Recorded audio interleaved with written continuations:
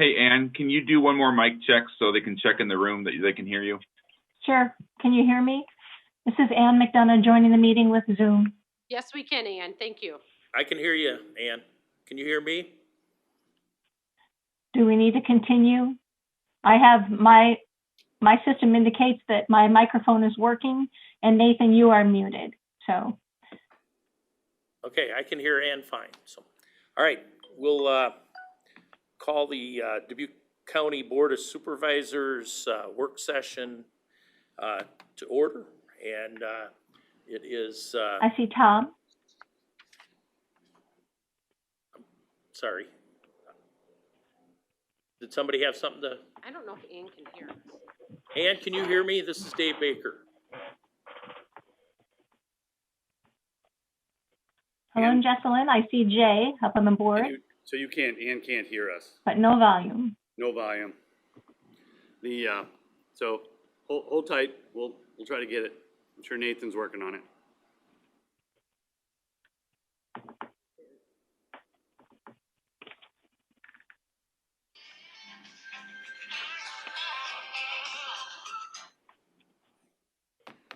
There's a reminder. Okay.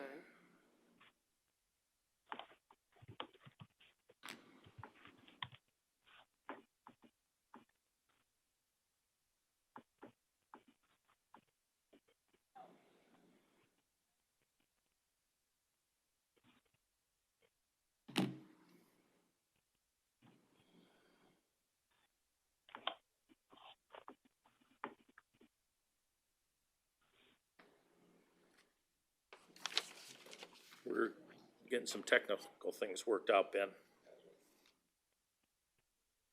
Did you get a copy of the stuff? Yeah. Okay.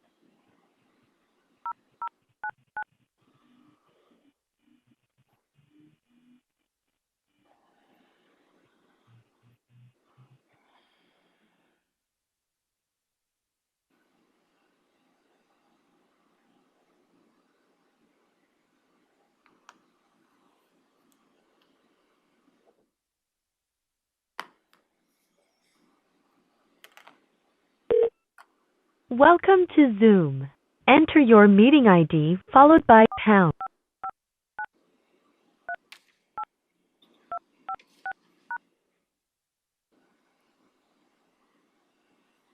Enter your participant ID followed by You are in the meeting now. There are more than 20 participants in the meeting. Okay. This meeting is being recorded. You are muted. You can mute or unmute yourself by pressing *6. Okay, this is Dave Baker, Chairperson of the Dubuque County Board of Supervisors. We'll convene the work session regarding action items. And I do want to check with Supervisor Ann McDonough. Ann, can you hear me okay?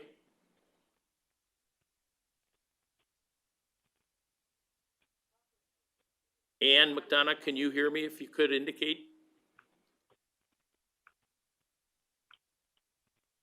I think that's a negative. Can I put her on my cell phone? Ann McDonough, Supervisor McDonough, this is Chairman Baker. Can you hear me?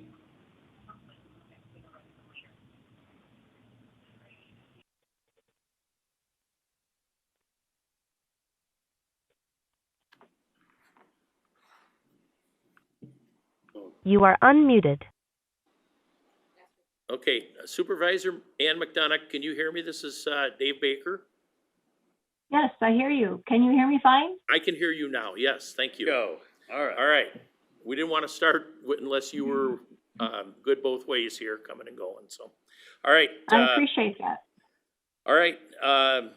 work session on action items, and I'm gonna, at this time, defer to Supervisor Wickham. And Jay, you had some things you wanted to talk about. Thank you. Supervisor McDonough, can you hear me? I can. On the agenda, this says it's going to be team items. What does that mean? So action items, I think the thing, there is a document, if who's running the document could get that document up there. So can you see that document, Supervisor McDonough and Supervisor Baker? Right. I had that sent to me within the last 30 minutes. That does not surprise me. So maybe the first thing I'll say is we're in unprecedented times. Is this it, Don? And I know on behalf of Supervisor Baker, Supervisor McDonough, that the county's resources are doing everything they can to help prepare and to help those in need. I had numerous conversations over the weekend with county staff, and I know they're working hard, and we have the public's interest at heart. And those of you that have helped, I greatly appreciate it. One of the ideas I had, and this is just an idea, and I'm really just probably only need about 5 minutes of the Board of Supervisors dialogue. So I'm at this point, unless the other two supervisors want to engage others, I'm really speaking to my colleagues. And the idea I had was that we could communicate and coordinate additional resources and staff in a very speedy way by utilizing small teams from the private sector. And I had numerous community business leaders, health leaders, CEOs contact me over the weekend and asked how they could help and what they could do. And so this was kind of the idea I had and proposal I had, and I bounced it off a few people, not necessarily in government, but in the private sector on a structure for that and a concept. Probably the most important thing is that it would need to be a coordinated effort between the players. The entire public, obviously, emergency management, the city, the county, and the 20 other smaller cities within Dubuque County. It basically brings talent and the public and private sectors together to solve critical needs and to identify what are some of those critical needs and getting, let's call it a task force or a team in each one of those areas, health, business, and community. And so this would be the ability for our government staff and our government funding to be able to help execute good ideas that are in the community. An example is that under the community, we've already done that. So the Community Foundation of Greater Dubuque, we provide funding, they've organized, they've dispersed funds to 15 or even more local communities, nonprofits. So that would be an example, and they would be in that community box. I would see that these teams would be nimble, and they'd be giving some authority and ability, and they would create documents and plans and serve those up to the governing bodies and the emergency management group in a very quick and deliberate way. So maybe I'll stop there, and just an idea, just a proposal. I did send this document to the mayor and the city manager this morning, and just said this is a document we're going to have a brief conversation on, and you know, I would be looking to, if we felt this was a good concept and the city felt it was a good concept, that then we potentially talk in more detail about who might be on those teams and what might that communication be and how the public can be involved.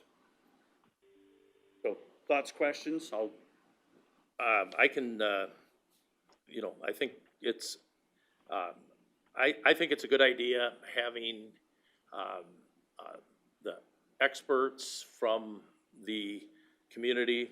A good example would be health, and like you, and I'm sure Supervisor McDonough, we are talking to the providers in the community. I think there are definitely needs, and I think having,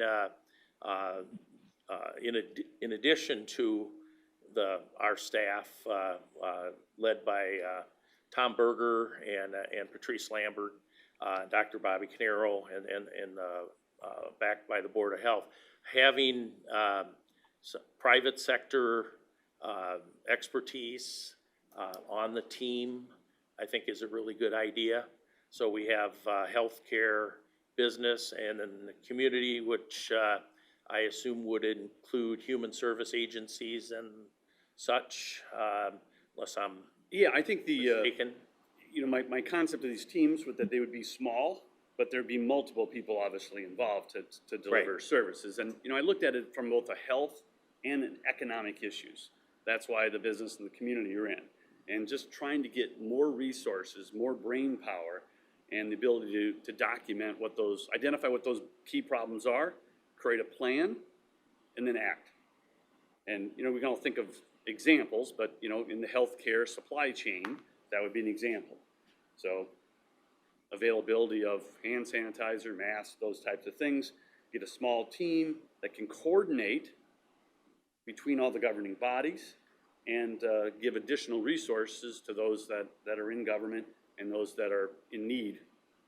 Okay, I checked recently with someone in administration from one of our hospitals, and the masks, I think a lot of people, when they say masks, are thinking about the like paper type that we see folks wearing outside on public transportation in stores. What's really in need is these N as in Nancy 95 masks, and that appears to be a supply issue on the horizon, not too far distant. So those are the type of things I assume. Those would be type things. We try to take the highest and critical problems first and try to address those, and certainly not jumping in the way of anyone who's already doing those things, but trying to organize that and communicate it, and have additional resources to solve problems in a coordinated and collaborative way. So, Supervisor McDonough, any questions or comments you have? Otherwise, I'm pretty much done explaining it to it. I'm not trying to sell anybody. I'd like the city to go through on this and then understand, and also think it's a good idea. Well, my concern is that we have emergency management plans in place, and those individuals are working very, very hard, and we have given them extra funding. We've exceeded anything they have requested. And so I am most concerned about being in their way. And so adding additional teams, I'm not going to be in favor of that unless I hear that as a need. In writing, by the way, I think there's time to put these ideas into written format so that we all have the same information and that all parties are consulted. So I would be interested in pursuing this only if that team came forward and said that they would like to explore it. Certainly we have community members who are offering to help, and through the Community Foundation, directing those individuals to and volunteer efforts to Resources Unite for volunteering and to the Community Foundation for needs assistance. I think we've got that covered. Businesses and health, I think they also are covered under the emergency plan. And so my idea would be to get out of our emergency systems way, and to truly be a good partner with them. It would be to respond to their requests and not try to put other things in place that will result in duplication of effort, and also take their time for supervision and coordination. And so, if you want to pursue this, not saying that our good ideas don't exist, but we have a plan in place, and anything we want to add to that, I think we would want to be very detailed about what we expect that to be and who those people might be, so we can be certain that we are truly being helpful as compared to being redundant. That's not necessarily going to be helpful at this time. One of the things that happened in the last week is social media friends, saw a post I made casually about masks and who can sew. and what the sewing looked like. And we could make fabric masks, and that's being done and reported on CNN and reported now in local news. But the idea that we now have folks wanting to sew masks, that's great that they want to bring their talent and even their treasure. They're not asking for compensation on that, but to be all in on the identified need, I think that's wonderful. It's such a showing of community. But I also heard back from emergency response that, gosh, that's not really sanctioned. That's not the proper fabric. It certainly isn't going to be used in the hospitals. And so I felt a little that I might inadvertently been in the way and had someone have to reach out to me to, as an elected official, to say, don't get people thinking that they're going to be creating the surgeon masks. Hopefully we are never at that point, my son being a surgeon, but let's make sure that all of our good intentions also work with the people that are executing the plan that is in place, and I think working quite well. Okay. That's all the discussion I Yeah, wanted on it. yeah, and I want to. Just an idea. Yep, I think this concept is good. I agree with Ann. We definitely shouldn't get in the way of our team, but I am in favor if they're supporting having additional help, and I think we should look at that. And I do believe, having spent most of my time in the private sector, that I think the private sector has a lot to offer in this, and I think this is a kind of a step in that direction. But definitely, we have lots of experience on our team, and I don't want people getting in their way, but in providing assistance for them. I think this the curve is going vertical. Right now, the number of cases are increasing significantly, and I think we're at a point where we can't delay. But I am in favor of helping our current team members if private sector involvement is helpful. So, all right, anything else? Thank you for the time. I appreciate that. All right, we'll move on to the next 2:45 p.m. work session, COVID-19 response. Item A is a response team update. And okay. Is anyone present in the boardroom? We I have. mean, the governor's response, I think, is going on right now, her press conference.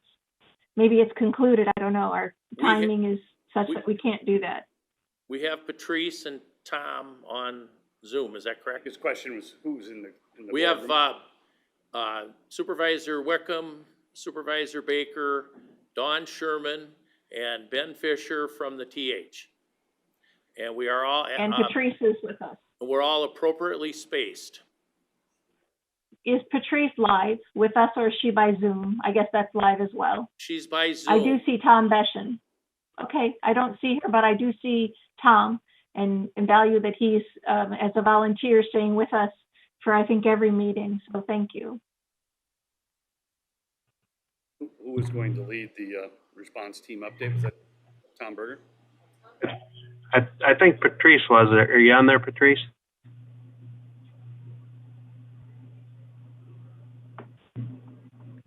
Okay, otherwise I can start in and give you what I know that's going on out here at the Emergency Operations Center. Okay, Tom, thank you. Okay, we continue to get information or get donations in from the community, from the plea that went out. So we're doing a bit better on some of the PPE. We're currently polling all the EMS agencies to make sure that that they're one of the priorities to make sure they have the personal protective equipment.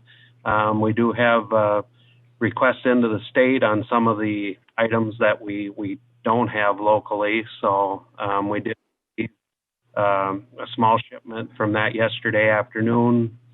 from state resources, and I'm probably going to get one here in the next couple days of some other resources now. That's not confirmed, but hopefully that'll be heading our way. So we are seeing some resources for personal protective equipment coming in from the state level at this time. Tom, can I stop you there for a question? Yep, you bet. So on the personal equipment and the masks, I know that Crescent Health Center, all of their staff do not have masks that appropriately fit them. I don't know if we are reaching out to beyond the hospitals all the way down to our critical folks at our community health centers, all the way down to those providers that are not part of the big team thing. I know they're present, but maybe doing a polling of who's actually working right now without proper equipment.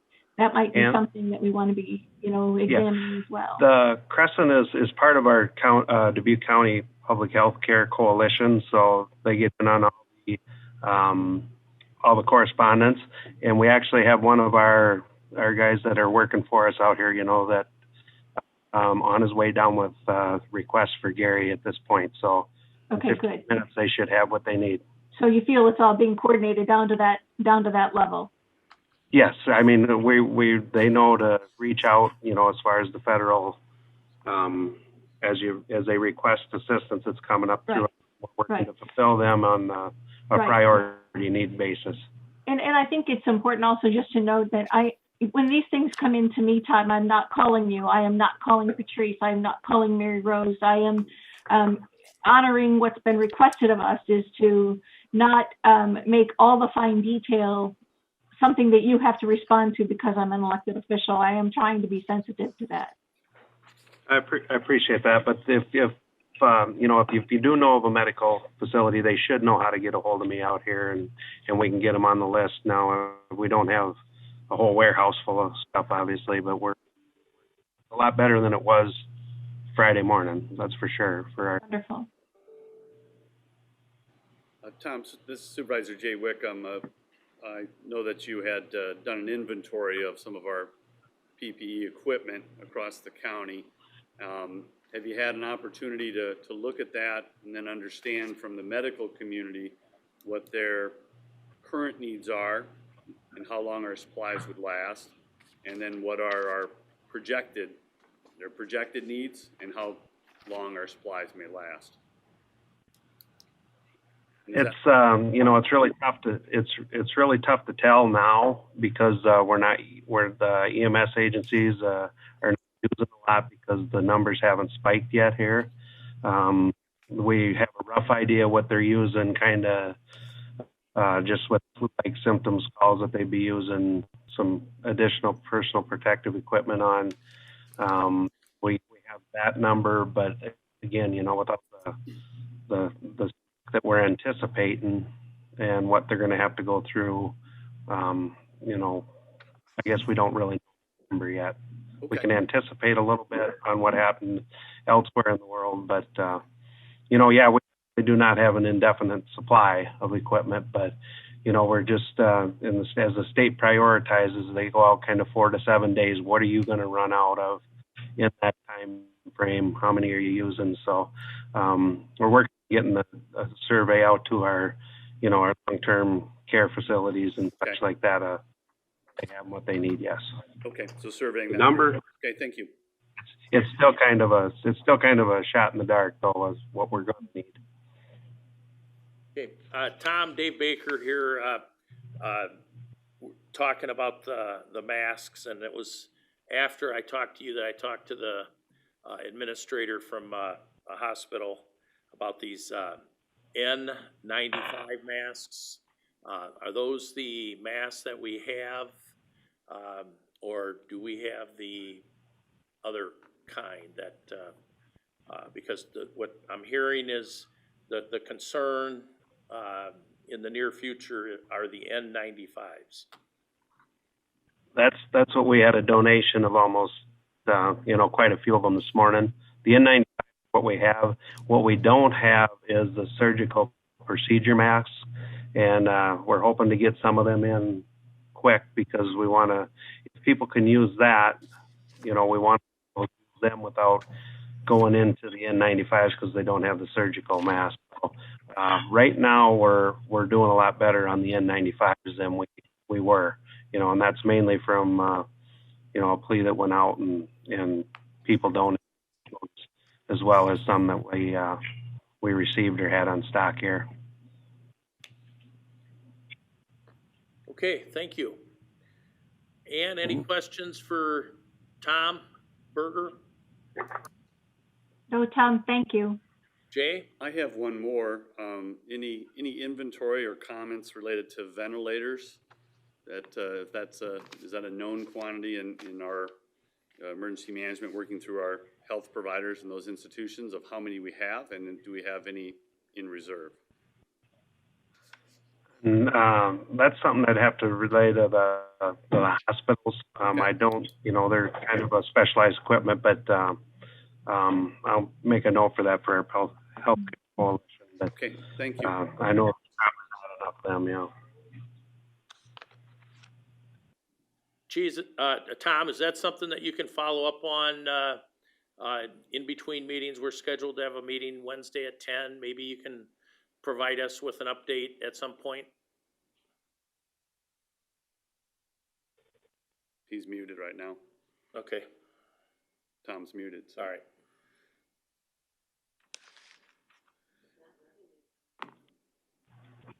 I'm unmuted now. Okay, Tom. Yeah, that's something we can follow up. But right, that'd be a specialized piece of equipment that'd be used within the hospital. So I can check with our contacts with Tilly and Karen and see about that. Okay. How many they have. All right, thank you. And do we know if Patrice is on?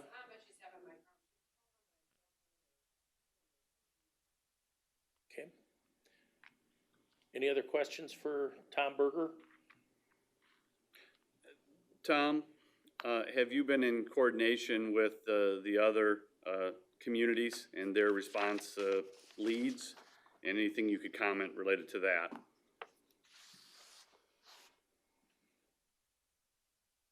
He's still muted too. Tom's muted, yeah.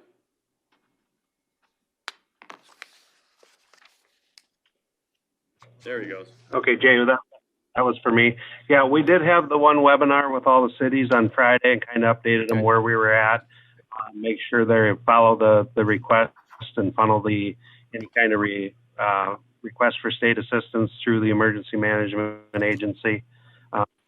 And then really talk to them about the webinars that are this week about the public assistance and the federal, the applicant briefings for them. So yeah, that happened Friday. Okay, good. And did you have a good attendance through our 21 communities? We had a good turnout. All the major or the more populated ones were there. And, a couple of them that didn't follow up with me, that couldn't make it, followed up later. So yeah, that was late afternoon on Friday. Okay, excellent. Thank you. Thanks, Tom. Yes, sir. Yeah, Patrice, we understand you have a live mic now, so if you want to give a report. Absolutely. Thank you. And thanks, Don and Nathan, for my 50 emails that I just sent you. I will just start with the Iowa numbers. As you're all aware of, as of today, Dubuque has 6 cases. The state of Dubuque County has 6 cases. The state of Iowa has 105 total. And I know I wrote it down and I don't see it, but I believe we have approximately, I know it's over 1,000 negatives in the state of Iowa. And I do appreciate Don sending out the isolation guidance for the essential service personnel, which are the healthcare providers, law enforcement, fire, and EMS personnel, long-term care, residential support, and public health and emergency management personnel, as well as the isolation guidance for Iowans. These are the guidelines that just came out new, revised this weekend, and these are the guidelines that Stacy and the communicable disease nurses and myself are using when we're doing our assessment on the new cases. So I appreciate Dawn sending that out to the staff today. We continue to have our instant command meetings on a daily basis, and that's with Tom Berger, Mary Rose, Corrigan, Stacy, Killian, and myself. And today we were joined with Dr. Bobby Canero joined us. So we did go over all of our individual reports with him, and we're going to be connecting with him, and he will serve as our liaison to the medical providers, which we really appreciate. And just a couple of updates. The VNA continues to do the investigation.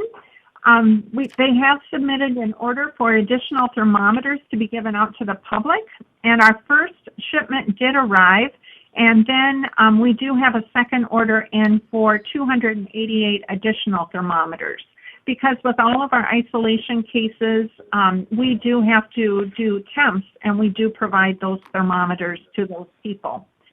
Our VNA call staff has been a phenomenal hit. The VNA staff has been basically given a script now, because most of the questions are basically with the same format. But we have gotten numerous calls in each day. The calls coming in are basically 8 to 4:30, and we are now looking at extending that into the evening hours if that volume does continue. And then because our investigation and our calls are increasing, the visiting nurse did implement a mandatory weekend on-call for their registered nurses. That way, if someone does have, any question whatsoever, we do not want them to wait like what you did, Supervisor Baker, with the 211 call down at the Iowa Department of Public Health. And we are going to probably begin looking at extending those call-in orders from 8 to 6 starting tomorrow. We did discuss that as well. We are encouraging and implementing social distancing. And, another thing with the Visiting Nurse Association, they did add additional staff to protect our elderly and disabled in their homes. The VNA is working to obtain groceries remotely on their behalf so that they're not going into the grocery stores. And the VNA is also providing daily check-ins on those elderly health and well-being as well. So then we also are looking at additional testing becoming available through the state hygienic lab and through the private labs. So we probably will be seeing more testing being done. And as you all know, the governor did order temporary closures yesterday in her press release for salons, barbershops, spas, massage areas, tattoo shops, and swimming pools. And that's effective until March 31st. The daycares, Kim Gonzalez is, again, our liaison, and she has had much communication with them. She's looking at doing a Zoom call to those healthcare to the daycare providers twice a week. And Tom has already reported on the supplies. The long-term care, we did have a webinar this morning. I am their liaison at this time, but we're looking at another person taking this role. On the webinar, it was suggested that all long-term care facilities possibly have just a swab kit on hand in case they would have to do any COVID testing. They can't do the testing themselves, but they could do the swab to save a step, and then we would just need to get that to the healthcare provider to get that tested. So we're working, that was just announced in the webinar this morning, so we will be working on that. And then Tim Link is working with a group for off-site screening, and in that group we're working with hospitals and healthcare providers. We hope to have something up very, very quickly, and I know I shared this last week. This is where anyone with a respiratory illness would basically drive into a parking lot and get the initial screening before going into a healthcare provider or an emergency room or acute care center or whatever the case may be. And then lastly, Randy Gale is still doing our daily press releases, and we give him topics every day of just items that we think are of importance to get out to the public. But Randy has been doing a super job getting those out to the city clerks in the town, as well as various people throughout the county. So we appreciate all of that. So that's enough for today, unless you have questions. Any questions for Patrice? I think Supervisor McDonough's trying to comment. I think she's muted now. Hang tight, Supervisor McDonough. We can't hear you quite yet. Yep, I'm fine. I'm back. Okay, Patrice, are you there? My first question is that we were not able to see the governor's press conference today. Can you give us a thumbnail sketch of what occurred? Other than the numbers, is there any other messages that she gave? I actually was trying to get on Zoom, so no, I cannot. I'm sorry, but I know that Sherry Goodman is pretty good. She's our liaison for the legislation and our legislators, and I know that she's pretty good at summarizing everything. So I'm hoping that she will send out a summary of today's governor's press conference as well. I'm sorry, Ann, but no, I missed it. Okay, so another question. For the daycare centers, we have information from Representative Chuck Eisenhart that there might be, that Supervisor Wickham's asking for some other needs to be addressed in Dubuque about child care services for critical workers. Do you think that, do you feel that the emergency response team needs assistance with this? Would you like us to create something else that goes alongside you? Actually, let me speak with Kim Gonzalez, but I think Kim is having very, very good communication with the daycare providers. But I will be glad to check on that and let you know if she does need additional assistance. But I think right now she's doing okay. I don't know that. I'm just responding to documents and correspondence that I just have received since, 1:30 or so today. So are you at the level of what you're working on, are you coordinating and aware of how each of the individual medical facilities, the clinics primarily, are responding to everyday commonplace medical follow-up? So not acute, but for instance, Crescent Health Center, again, is, as of this morning, continuing to be open with all scheduled appointments without change.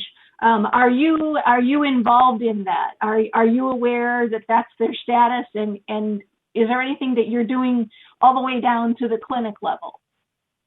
Yes, Mary Rose is actually our liaison with the CEOs, with Medical Associates Crescent, and Mercy, and Stacy Killian is our liaison to Unity Point. And I know that if they don't have daily conversations, it's every other day, but I believe it is daily, Ann, and I can check on that as well. Okay, that's fine.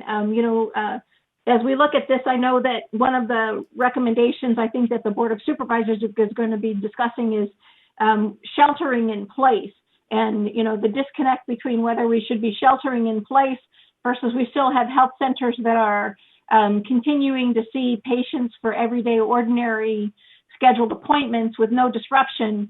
There's certainly a wide range of things that people could be doing to help facilitate people staying at home.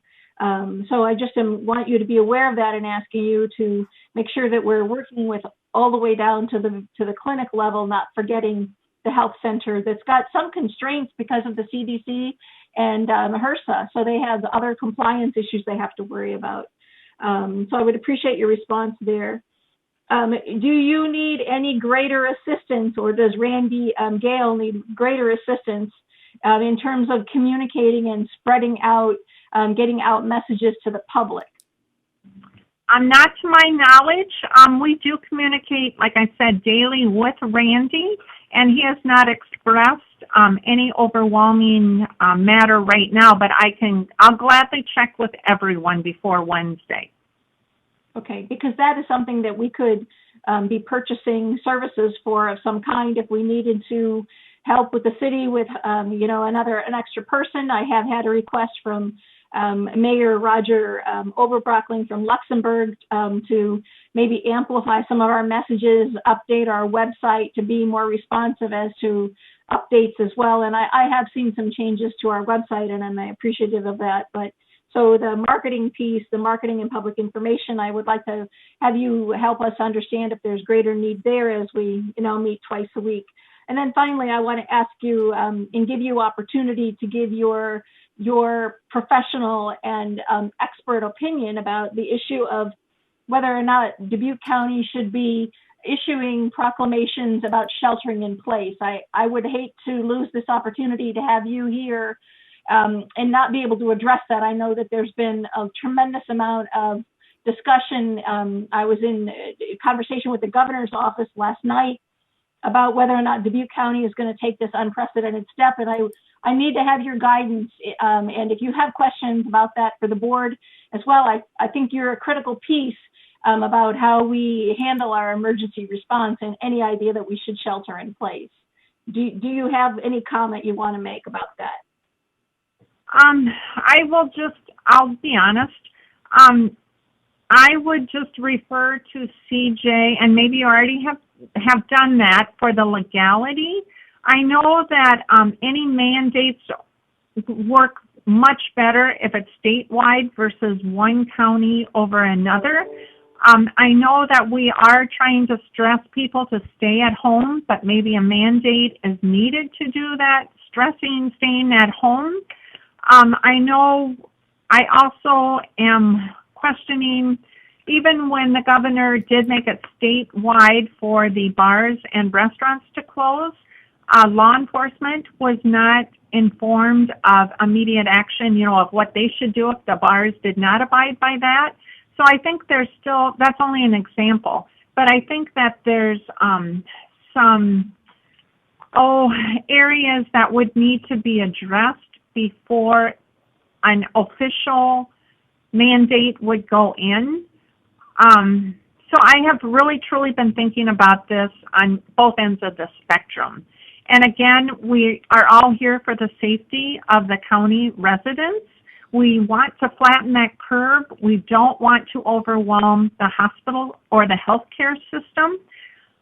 But on the other side of the spectrum, with what is going on, mandates are, I think, easier to implement if it is a statewide versus a county. But I'm willing to do anything. I'll say that. Is there anything more that you need this board to do for you? No, really not at this time. I think by increasing the VNA staff, the RNs to be on call, I truly think that's going to help Stacy and my schedule, especially over the weekends. But I know that with our instant command, we still do our communication over the weekend and in the evenings. So there's nothing, that anyone can do to help that. We've got an excellent team. We complement each other. We're very honest with each other. We have good ideas. So I'm so glad to be working with the people from the Board of Supervisors to the Board of Health to our instant command team to the community and the county. I'm very happy with the way the system is working right now. I think it's amazing, Patrice, as stressed as you are, that you can express gratitude to us and to the citizens. So thank you for being that kind of a leader as well. I appreciate that. Well, thank you. My verbiage wasn't the greatest. I hope that wasn't my strength coming out, but well done. You. Okay. Well, on that gratitude piece, while we're still with the health professionals that Patrice just mentioned, I would like to, just say thank you to all the medical staff, certainly the VNA, anyone out there that's working in the health industry. Along with that, just those essential services, that's tremendous. I mean, so I know there are delivery drivers out there that are taking vital deliveries to hospitals, to nursing homes, to other areas. appreciate their work and comments. So, and obviously appreciate your dedication as well, Patrice. For those not in essential services, though, I would highly recommend a strategy of staying home or sheltering in place. Absolutely. And you're correct. I mean, everyone in the county is wonderful. Can I just add also, and this will be my last, we have had quite a few people who have called to offer their services to sew masks.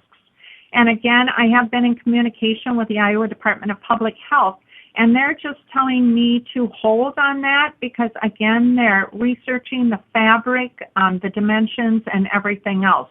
But even, the people are responding in the county, and that's phenomenal. So thank you. Okay, I will also comment. I know was in touch with Tom and Patrice pretty much off and on all weekend, and I know that they are under extreme circumstances.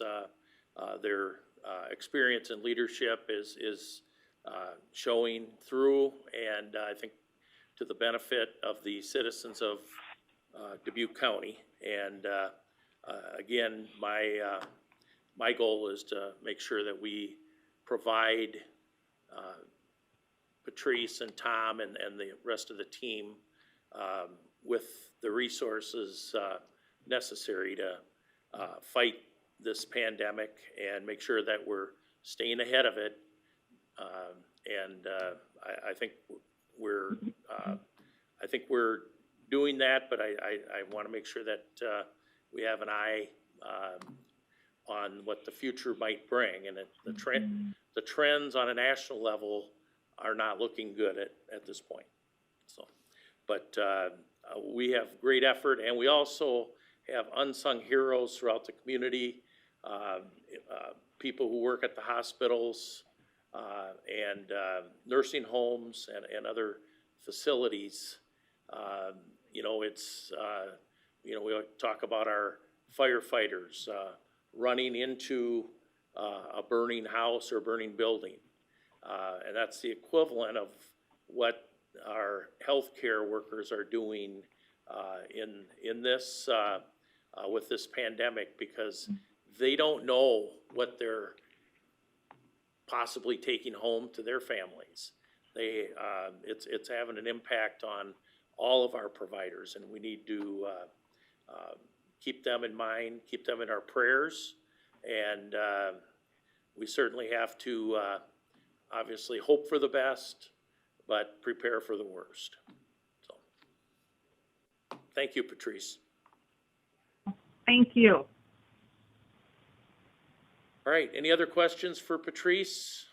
No, none from me. Not will, Ann, anything for Patrice? No, thank you. Okay, thank you. All right, next we'll go to, we have Rick Dickinson from the Greater Dubuque Development Corporation and Wendy Mim Harold from NICC. I believe they are online. Okay. Rick, are you on there? I am, Dave. Okay. I cannot hear Wendy. And we don't have Wendy listed as being on the call at this point. We'll try to find out what her status is.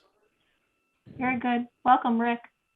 Well, thank you, supervisors, and I'll be glad to do a soft shoe waiting for Wendy. Do you think we need a minute?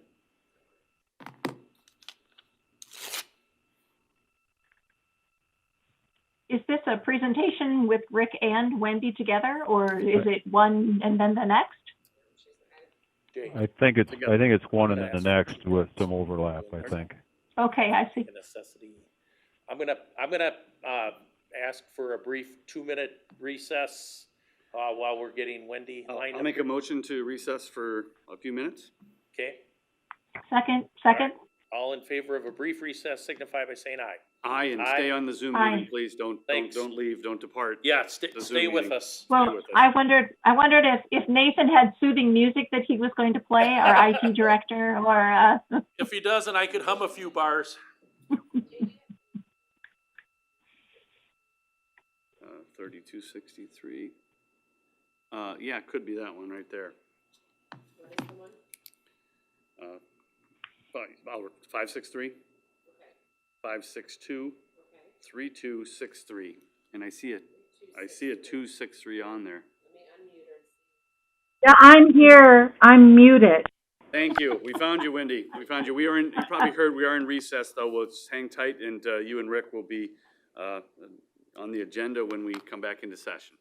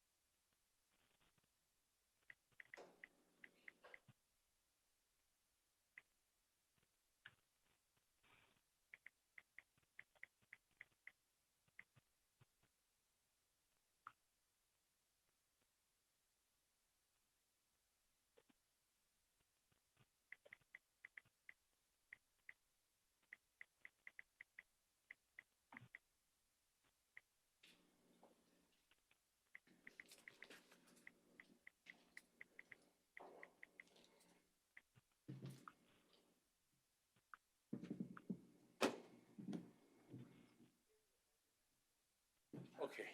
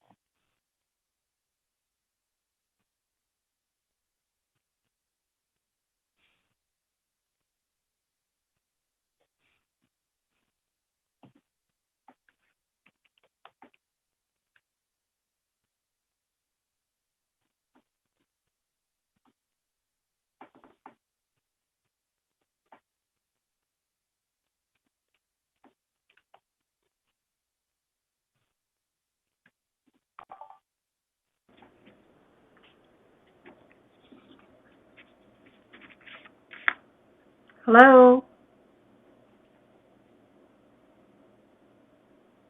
Hello, Wendy? Hi, this is Wendy. I'm very sorry. I was here the whole time, but I was muted. Sure. And right now, only you and I are chatting, I think. We're going to go back into session and as soon, I hope, and then we'll have you join us on live. Yep, sorry about that, and I apologize, but I was that's here. No problem. It's all great. Thank you, Wendy, for being here. Yes. Hey, Wendy. Yes. It's Okay. Rick. Do you want to go first? Nope, I'll let you go first, Rick. All right. Okay. This is Dave Baker, Chairperson, Dubuque County Board of Supervisors. Rick Dickinson, can you hear me? I sure can. Okay, how about Wendy Mim Harold? I am here. I apologize. I was muted. I was on the phone. I'm yelling, I'm here, I'm here. Okay, and then Supervisor Ann McDonough? I'm here. Okay, all right. I wanted to make sure everybody was on and unmuted for this. And again, this is part of our COVID-19 response work session, and we're under item B. Rick Dickinson, GDDC, Wendy Mim Harold, NICC. Sounds like, Rick, you're going to kick it off, so I'll turn it over to you. Okay. Thank you, Supervisor Baker. And to the supervisors, the opportunity to visit with you today. I'm going to talk about basically 4 bullet points. There may be some overlap in the presentation that Wendy Mim Harold from NICC will be delivering because we're connected at the hip in so many of these programs, so please forgive that. I'm going to talk about 4 things. First is the impact so far of the COVID-19 on the local economy. This is an educated guess at this point because when we receive unemployment data, first of all, they don't actually count the employees. They do a statistical survey of employers, and then they extrapolate that to project what the employment rate was for every month and what the unemployment rate was. And what we do know is that the Iowa Economic Development folks and the Iowa Works Department identified that in January we had 60,100 people working in Dubuque County, and we had 4% unemployment. That really doesn't reflect any change from COVID. As you recall, January sort of was steady as you go. An example, the previous year, January's unemployment rate was 3.6, and typically January has the lowest unemployment or the highest unemployment rate of the year because of layoffs that occur after the Christmas season in retail and a lull in the construction segment of our economy. The rest are all projections on our part based on what we've seen and what we believe to be the case. So in February, I believe we'll see a slight increase in unemployment to 4.5% and drop to a little under probably about 59,600 employees. This is just maybe a slight effect of some layoffs due to the COVID-19 pandemic, but really only late February started to see those results. I think the chickens come to roost in March of this month. We will not know what February's numbers are until later this week, and March we'll only know in around the 25th of April. But based on what we know with the shutdowns of hospitality, I suspect that the unemployment rate for half of March will increase that unemployment rate to 6.5%, and will be at about 58,400. By April, I think it hits hard. We'll be up to 9.5% and be down to 56,500 people working. Now, to put that in perspective, if March does reach unemployment at 6.5%, and if it does approach 10% by April, when Dubuque was in the bowels of the worst recession since the Great Depression, which was in the fall of 2008 and 2009, the highest unemployment we had in that recession was 7%.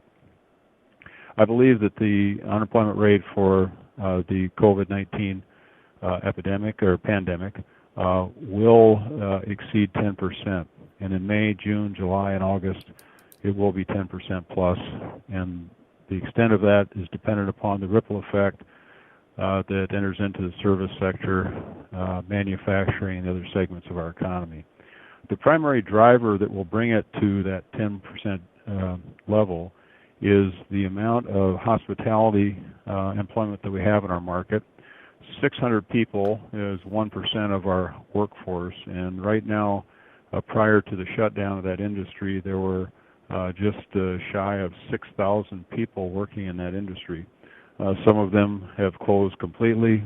Others have reduced their workforce by 70, 80, and 90%, and just maintaining skeleton cook crews and doing carry-out services. But that industry has been devastated by the pandemic. Do you have any questions on unemployment or those projections, folks? I do not. I wish I was a bearer of better tidings. Yeah, Rick, I was, this is Dave Baker. I was made known to me that a major downtown hotel did not have anyone check in on one of the weekend days this week. So it's really hitting, hospitality is really taking a hit. But so I think you're spot on with your assessment. And it should be said that this is not unique to Dubuque. This is a national incident. However, we have a very large segment of that employment in our regional economy because we're such a nice place to be and visit. Rick, next, this is yes, Dan. Please. Can you give us do you know what the unemployment rate was when we were all much younger, back in the late 1970s, when before your organization really even existed in a vibrant way? What was the unemployment rate at that time? Well, typical unemployment rates in Dubuque around 1980 were in the 6% range. The economy was not terribly robust nationally then, but then and there were about 43,000 people that worked in the MSA Dubuque, the Metropolitan Statistical Area Dubuque. By 1983, it had fallen like a rock. Unemployment at its peak, and that year I think reached 23%. And that was because of the recession nationally, but a depression in agriculture where the number of farming operations dropped by a significant percentage because of highly leveraged land, collapse of the commodity market, and so many family farmers went broke. And so by 1983, it was down to 23% unemployment, and I think our low point in unemployment for the metropolitan statistical area, which is all of Dubuque, was about 37,000 people. What I see coming is at least double-digit unemployment, and when the ripple effect of the impact of consumer spending, the shutdowns that impact both manufacturing and service sector, in addition to hospitality, those could increase it significantly. So the important thing, I think, for us is to understand what programs are implemented by local, state, and federal appropriations to assist small business or businesses of any size, understand how those systems work, and make sure that our employers are assisted to the best that the system can provide. To that end, the biggest impact certainly initially is with small businesses. And by the way, I know you mentioned you did not yet hear what the governor's press conference revealed. She did at that press conference. One of my staff folks remotely was listening to the conference. There were some announcements about small business assistance. The governor stated that small employers from 2 to 25 employees would be eligible for a $5,000 to $25,000 grant. The application for those funds would begin tomorrow online. I suspect at the Iowa Economic Development Authority's website, but I don't have those particular details. But we certainly will familiarize ourselves with those programs. Also, the small employers from 2 to 25 would be allowed delays in their sales and withholding tax, and actually employers with 50 or fewer employees, although would not be eligible for those grants, would be eligible for the sales and withholding tax delay, which is some good relief for small business. But there are other programs already in place, and certainly with the funding that's being debated in Washington as we speak, there will undoubtedly be other programs that will be targeted towards small business.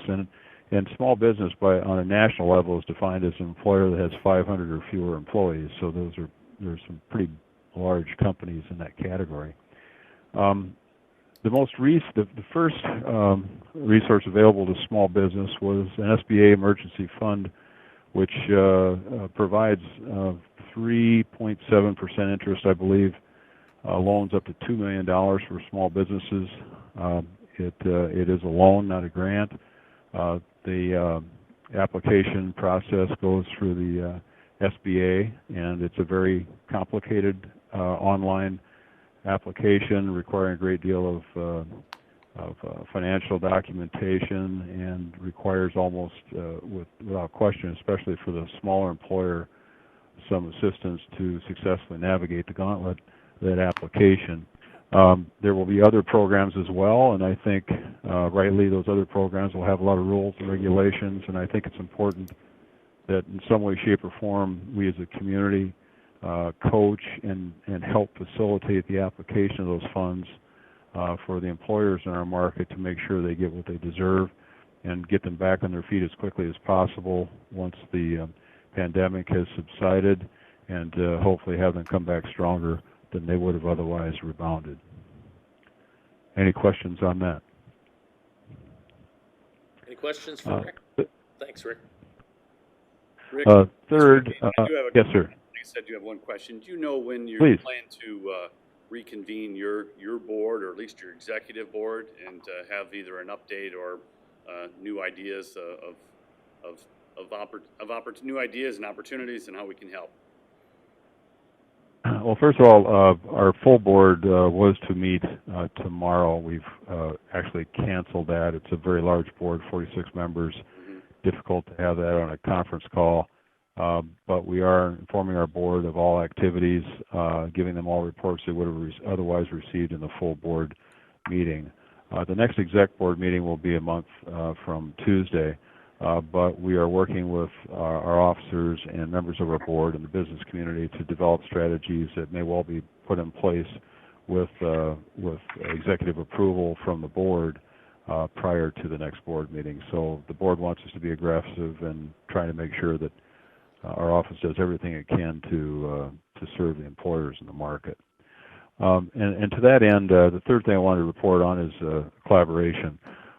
We have a number of players in our community that dedicate themselves to different audiences that have to do with our regional economy, and we all want to serve those folks. And we jump at the chance to inform them of these programs as they come around. Beginning Friday, our office coordinated with over a dozen associated organizations like Main Street, Chamber of Commerce, Travel Dubuque, ECIA, Dubuque Labor Management, Dyersville Economic Development Group, NICC, SBDC, Platteville Industries. We've also now invited Alliant Energy, CenturyLink, Black Hills Energy, Northwest Illinois Economic Development Group to share what we're doing, to try to find ways of helping each other do it better, appealing to not inundating our audiences with multiple asks for the same information with little or no support in finding value in that.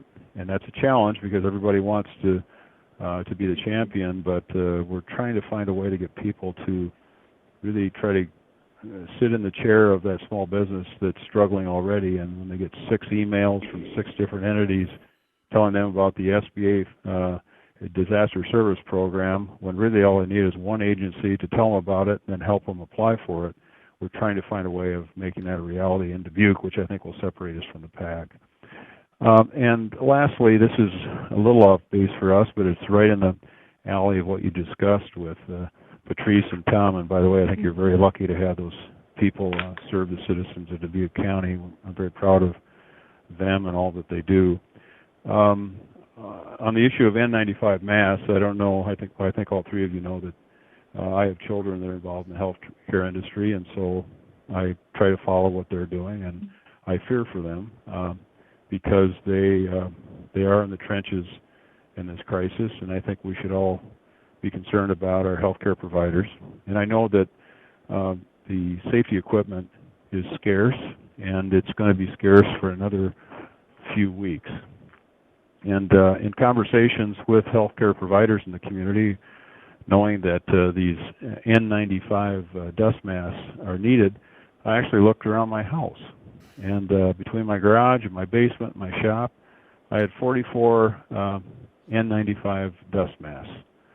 And it caused me to think how many other people have those dust masks in their garage, how many other companies have them, and maybe their custodial department, or maybe it's part of their operation, they happen to have a stockpile. And I also know that in talking to the CEOs of our healthcare providers, they and their staff are spending precious time calling folks like us, trying to get contact information from construction companies and other folks that might have these dust masks to make solicitation to see if they could use them to fill the gap, which seems like in this very critical time, not the best use of their time. So by the end of the day today, we'll be sending an email push out to over 400 employers in our market, asking them not only to see if they have N95 face masks available, but also asking them to reach out to their employees to go home and to see if they too might have them. Tom Berger, your Director of Emergency Management, has agreed to be the recipient at his office for those masks. Either they will be dropped off there or Tom's staff will pick them up. And then Tom and his staff will be responsible for distributing those to EMS services, to Unity Point, Mercy One, Medical Associates, Grand River Medical Center, and Crescent Community Health Center, all of which I've spoken to the CEOs and managers of those healthcare providers, and believe me, it's greatly needed. I'm reminded of I think it was the John's Gospel about the loaves and fishes, where he spoke to the group and there was no food, but he found 5 loaves and 2 fishes. And the story that a Dubuquer told me when I was a boy, and that was Father Greener, who lived up on the bluff, and he was a parish priest in Sebula, Iowa. And he told me that it wasn't that the Lord produced more loaves or more fishes, but that the Lord knew that under the smocks of those hundreds of people that were there to hear him preach, he knew that they had bread and they had fish. And the miracle was that he convinced them to share.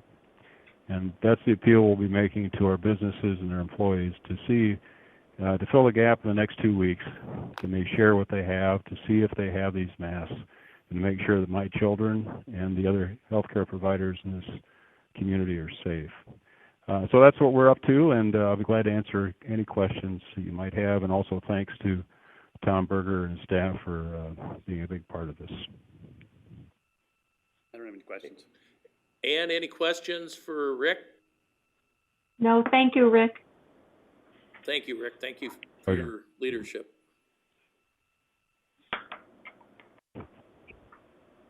Would you like me to move forward? Yes. Okay. Yeah, Wendy, go ahead. Dave Baker here. Mm-hmm. And so, first of all, I would like to thank you for all that you're doing, and as well as your emergency personnel. Our NICC staff, Dan Neenan, has worked with Tom, and we've actually gotten all of our health supplies to him to be able to give that out as of Friday. So we've emptied everything we have here at NICC. So I truly agree with what Rick said. We all can look in our closets and find how we can help out the masses. As in regards from the Northeast Iowa Community College, as Rick was stating, in collaboration and also talking about the number of small businesses that are impacted. We know that the SBA grant, there's a lot of paperwork that goes along to that.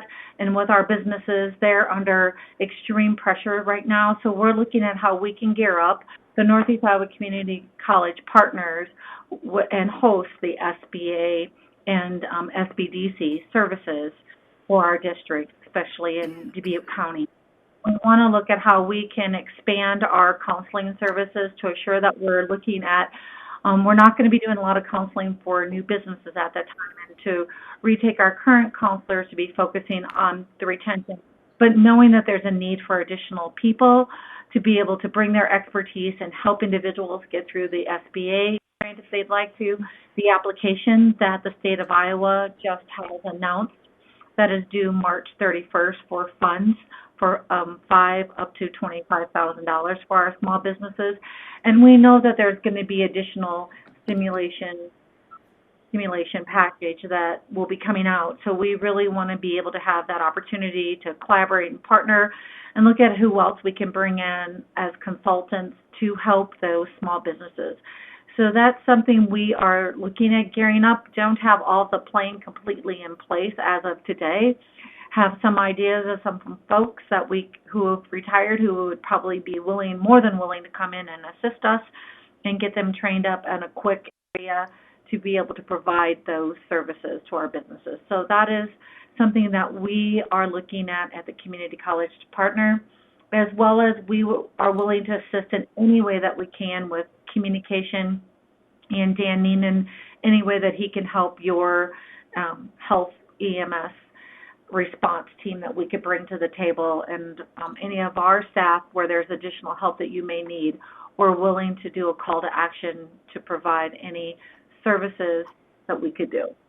So that is what we are working on, and don't have a complete plan in place today, but hoping to have something very significantly spelled out. Probably by Wednesday is the goal, if not sooner, because the deadline date for the IED grant is the March 31st. Any questions for Wendy? Supervisor No, McDonough? thank you for being here. Okay. Thank you, Wendy. Okay, thank you, Wendy. Thanks, Wendy. And Rick. All right, we'll move to the next agenda item, which is the One Dubuque proposal. And that's with Brad Parks, who's on the line. I don't know if Okay. you can identify him and unmute him. And I don't know if Bryce is with you or if it's just Brad, but you can, just you, Brad? Yep, Bryce and Greg Burkett are on double overtime. So I guess before we begin, I'd like to know if we have any documents. Actually, we're here this week to tell you what we've learned, both in Dubuque and internationally, what's coming. And we're going to be bringing more information to you next week. We're going to be launching the pledge this week. Actually, tonight we're launching it to 30,000 homes in the advertiser. And next week, we've learned a lot exponentially in the last 5 days with a team of 6 people. Myself, Bryce Parks, Greg Burkett at the Dubuque Advertiser, Terry Tito jumped on board to help, which is great. And so we have a readership at 365 and at the advertiser, right in the 60,000 people range. The advertiser, it's 30,000 homes. And 365, we had our 365th issue on Thursday, which is our smallest issue ever, the quarantine issue. And most of you have known I've been gone for 5 years. I live in Los Angeles normally.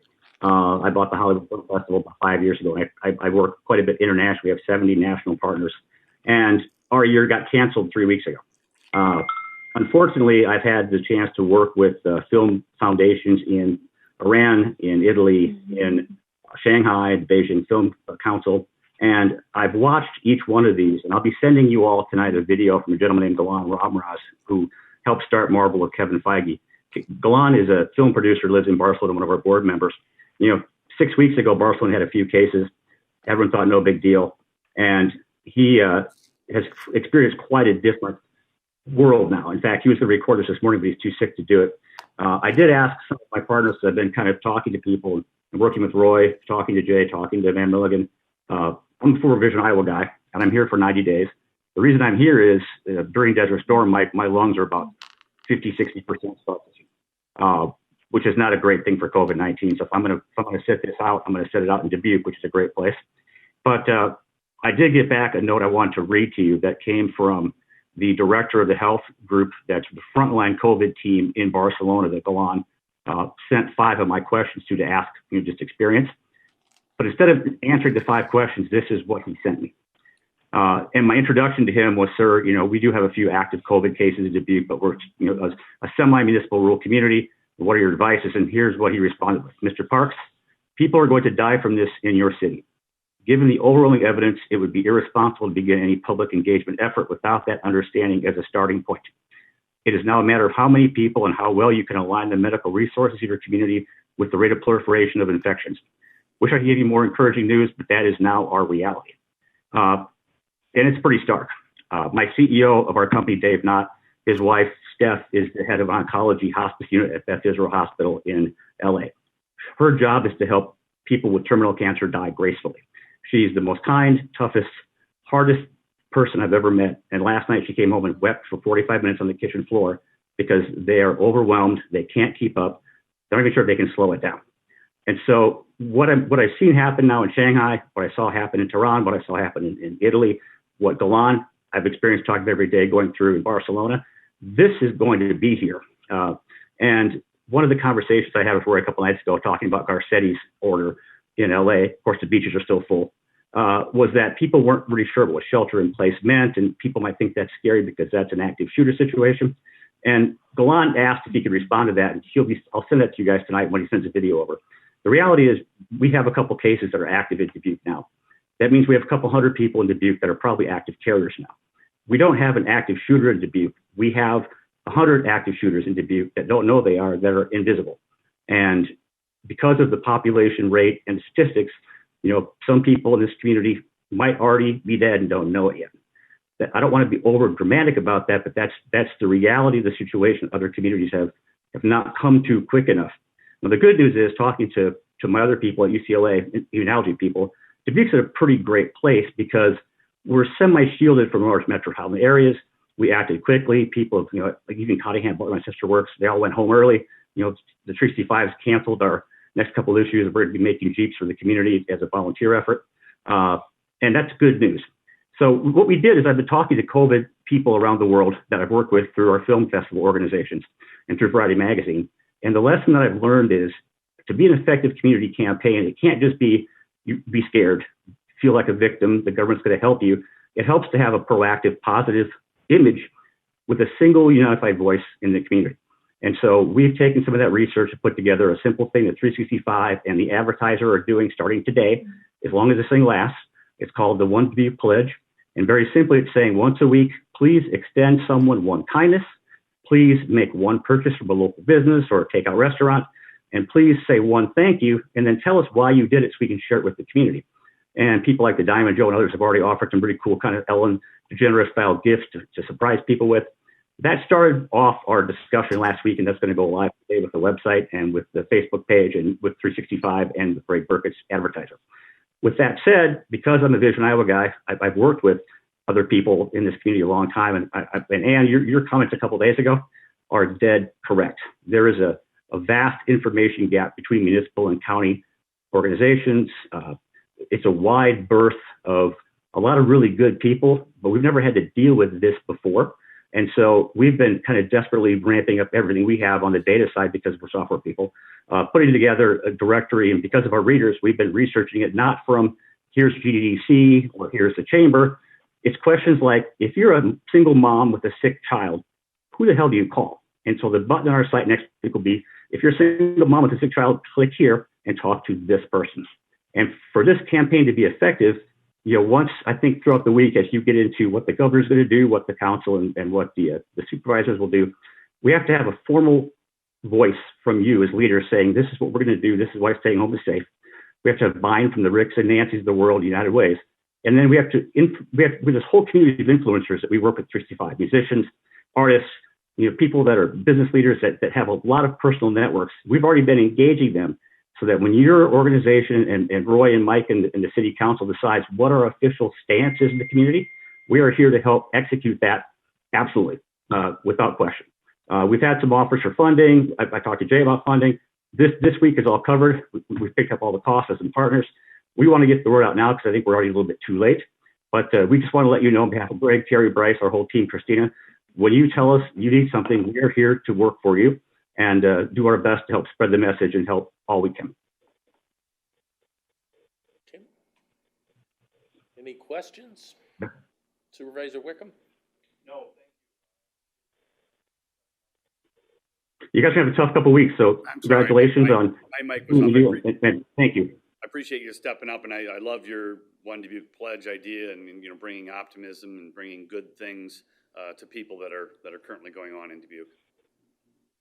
Well, the communities that have had success that we've tracked that have worked really well have taken a very proactive, positive stance and said, hey, look, we got to be safe.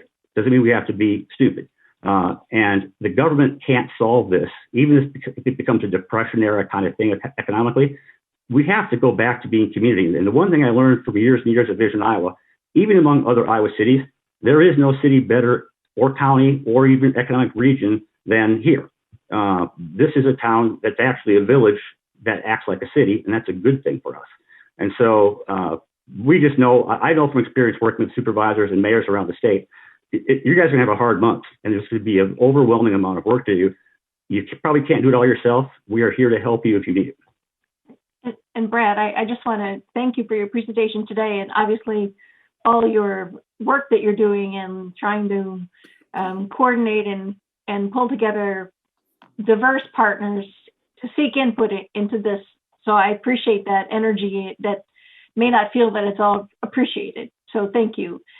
My comments to you have been about my concern that if it's one Dubuque, that it's one Dubuque County, and you told me, well, Ann, that name's too long. Okay, I get that. I get that. But truly, from where I sit, it is one Dubuque County. We are one county. So when we look at the needs that Piasta has and the needs that Luxembourg has, and those needs, and Cascade, we have partners that don't come to mind easily because it's the Cascade Pioneer and the Shopper and the Shopping News. And so, it will matter a great deal that's 45% of the people that I represent live in those communities. And you're right. Shannon set me straight, by the way. What's that? Shannon set me straight this week. Shannon London. Yeah. She has a good call. We have talked to Cascade, and there are different needs. Luxembourg and Zwingle and Epworth, their needs are not the same needs as Dubuque at all. Right. And that's all I'm trying to do is just to make sure that when we talk about one Dubuque, we're really talking about one county, and we're really talking about a unified response that's end to end. Because that's the way I view this crisis, and it's not Dubuque centric, even though most of the population is there. It's about the needs of the entire county. So I appreciate you responding to that and reaching out to partners throughout the county. I think, we are blessed by 21 cities and towns, and that also makes lots of extra phone calls to coordinate efforts with all those people as well. Well, I don't know what the process is here, but I have been talking to Ed Raber back and forth. I've worked with Ed for a long time, Vision Iowa. Ed is one of the few people in this town that's gone through some very major disasters as a leader. He knows a lot. And no matter how that role plays out, whether it's Rick tasking him or you guys, I'd work for Ed Raber in a minute. Ed has a host of experience in this exact situation. We don't know it's a disaster yet because it hasn't hit. It's going to hit. And that's the kind of leadership I think. A voice like that is what we need. And that makes me feel encouraged that he's already on it and he's already thinking about it and already laying the groundwork, because he's learned from Cedar Rapids, learned from South Iowa. He's been through a couple of hell of a bad disasters with communities and done a great job. So we have good people in this town. We're very lucky. You are one of them. So thank you for being here now. I'm here for like 90 days to 120 days to put me to work. So thank you guys. Thanks. Good luck with everything. Thank you, Brad. All right, we'll move to item D on the agenda, COVID-19 coordinator. Yeah, so this was the COVID-19 coordinator. Is this the position related to Ed Raber? Yes. Okay. Yeah, so I guess that wouldn't be the term that I would have on that. I think it's obviously our number one priority and our number one role that we have right now. And so certainly in the short term, that's very much the position that I think can help. And maybe, let me rephrase that. It wouldn't be the title I have, but what I would like to do is to get the board familiar with Ed Raber. And I think he's, and maybe, let me ask you this. I think Supervisor McDonough asked something. Was his resume and letter, his service letter sent to the board? Do we have it? I did send it this afternoon. Okay, all right. It was sent in response to my my appeal for all paperwork, asking, we had an extensive work session today with no documents. So we've had it before us since, 1 o'clock. Yeah, so I think, the Supervisor Baker, have you read it? Yes. Okay, and Supervisor McDonough, I assume you've either read it or have it at least in your possession. So in short, and we can unmute Ed and he can speak for himself. What I'd like to have you do, Jay, is just bring us up. I think what we need is the context in which this is coming up, and I think that's you context. It's certainly not something that I haven't asked this be placed on the agenda. It has not been, his letter is addressed to the three of us, but it's been emailed to you on Saturday. So, why don't you give us the full context of what we're at? Well, maybe we'll just first get Ed on the line. Ed, are you available? You can unmute him. In short, I felt... Let me step. Ed Raber, are you, can you hear us? And we want to make sure we can hear you. I'm not sure that we should have Ed put forth, he's not selling himself to us. This should be discussion that the board should be having about who's identified a need, what is the need, what is it that we're trying to do? Could we just have some general discussion without bringing Ed in personally to answer questions? Let's just bring this to very general discussion so we understand where each of us. Where are you, Jay? What are you thinking? Fair enough. What process? So it really originated from your request. So you were right 60 days ago when you said that we need more help and more assistance in our administration area and in the board area. And at the time I disagreed, but I'm there now. So I think it'd be another resource in staff for Stella Rundy, for administration, and for the board for various projects and needs related to, obviously our number one priority right now is COVID-19, but long term, so if it would be, my ideas would be possibly a 15-month agreement to get Ed on board related to help and staff and resources. Basically being another opportunity, another hand and mind to be able to help in personnel issues, help in board issues, help in coordination efforts, document creation, meeting preparation, community outreach to various community stakeholders, and they could be in the government or the private sector, and then bringing that information back to the board. So that's in general, and Ed was available as well. So these conversations started, I believe you probably had a conversation with him a couple of months ago. I had a conversation before the COVID-19 outbreak, and at the time then I said, I don't think there's really a need. And then we got hit with this, and now I believe we have a need for additional staff and resources. But that's where I'm at, and I certainly like to hear, Dawn, her name was mentioned, her ideas, and certainly Supervisor Baker and Supervisor McDonough, your ideas. But it's really just another resource for Dubuque County. A very talented one, by the way, too. So I didn't want to undersell him. I think his experience level matches to what we need. So he's spent quite a few years in government and community work. So that's the other key piece I should have led with. Well, so and I wouldn't propose any decisions would be made today.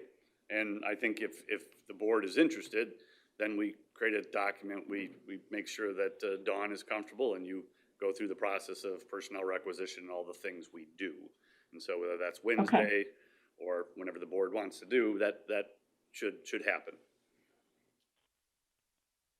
I think the job description will matter. I think because that will help us determine what is the perceived need. My conversations about an addition to staff is to make us function better.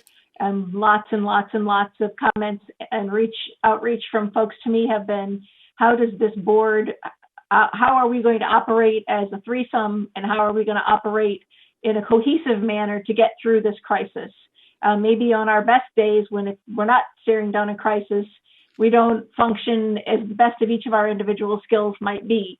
And I explained that some of that is caused by the nature of this, the quorum entangles us in a way that is not very, it doesn't allow us, we also don't meet on a frequent, a basis that maybe lends itself to greater communication. All that is by the by now because it's a new day.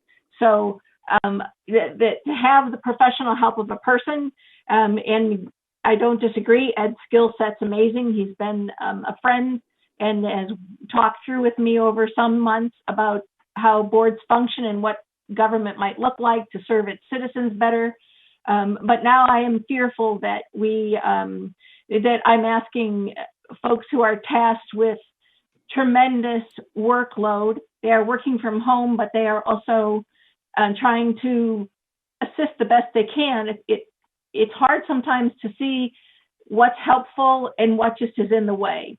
And so if we go about this through some building of a job description, if Dawn feels she can add that to her day, I know, Dawn, you're sending out messaging for the health department, just trying to be an extra person there. So, some of the time is about how do we think that that Ed can be helpful, or Ed or any person. I mean, Ed's told me even this morning, he's not trying to sell himself. He's saying we need some help. And he has happened to have done this for a variety of different forms of government over his career. So maybe it's fortunate, like Brad Parks, maybe we're fortunate to have Ed be at a time where there's some availability to pick up and be helpful. I would like to see us come to a job description that has functionality beyond the immediate urgency, because then I think we're making better decisions for taxpayers if we're looking at the depth of need. I don't know if our emergency will be 2 months or it will be 2 years, or how long will this be? But if we find that we have a professional need, I would like to go about that. And I guess rolling back truly 60 days, when I was asking Don to look at a job description at that time. I have not changed from that. I'm trying to be sensitive to sometimes giving people extra help might not look like extra help. It might look like more burden until we can grow to get this right. So, Dave, you have been very hesitant to look at additional staffing.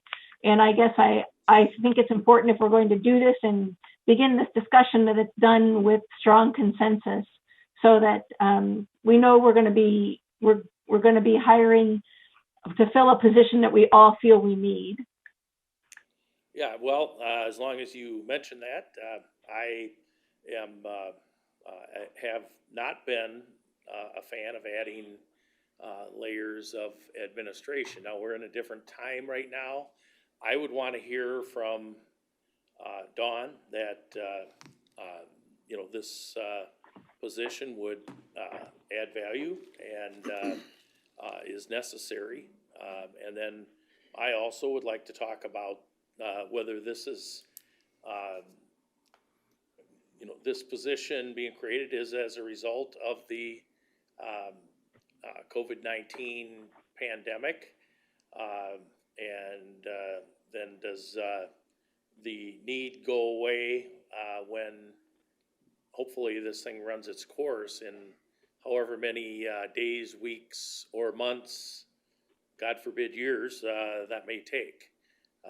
So I'm definitely, I have an open mind, willing to discuss it, but, and you are correct, I have been hesitant to add staff and, unless the need is there. And, I'm more likely to add limited term temporary help during a crisis. But I am willing to look at, what the benefits might be for doing this. But right now, I'm not going to be the head cheerleader on this. Will you look at it with us? I'm also not. Are you? Go ahead, Ann. No, I just am asking. I mean, if you're a hard no, or you want to set forth perimeters of what you need to see, I would welcome that. I months and months ago spoke to Mick Mickle, who's a very competent and skilled administrator for the city of Dyersville. he didn't disagree that we had a need for this from his outside observation, that we could probably use some professional help to accomplish the aggressive agenda that we once had as 3 supervisors, and now I'm sure he would agree have greater need. But he also said you're going to need to pay for the talent that you have to have. It isn't a minimizing position, and it isn't just any old one. That it needs to be a good fit, and that there's going to have to be value shown all the way to the end of the county. It's not Dubuque centric. It has to be looking fully outside of the city of Dubuque to our 20 other communities to be of assistance. So, so Dave, whatever it is that you need, I would start the scratching of the list and penciling that in with your thoughts. Yeah, well, first thing I want to hear from is the establishing the need, and whether and under that whether the need is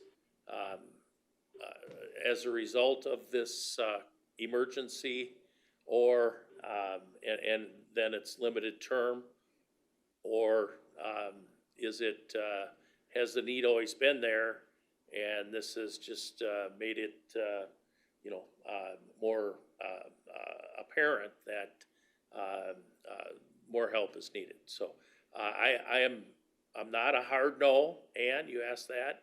I'm also, I'm not gonna throw cold water on this. I'm willing to talk about it. But again, I stated I'm not gonna be the head cheerleader on this, but I'm willing to listen.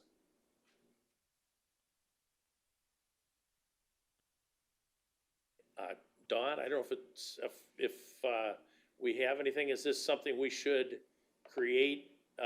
Job description, come back and have a discussion. I also maybe would, want to talk to you and Ed. I don't have any problem doing all that in, but if there's personal things, maybe I can meet with Mr. Reber. I have met him. I think he's a good person, a very talented individual.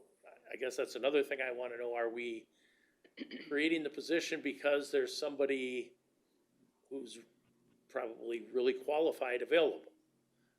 So is it, is that part of it? Well, I'm not doing it for that reason. I think that there's been, to me, it's been apparent since I joined the board that there's communication lapses. We have a brilliant HR director, Dawn Sherman. She is excellent. And I mean, she's done such value for the county in negotiating our labor contracts. I just am stunned by what she's truly been able to do.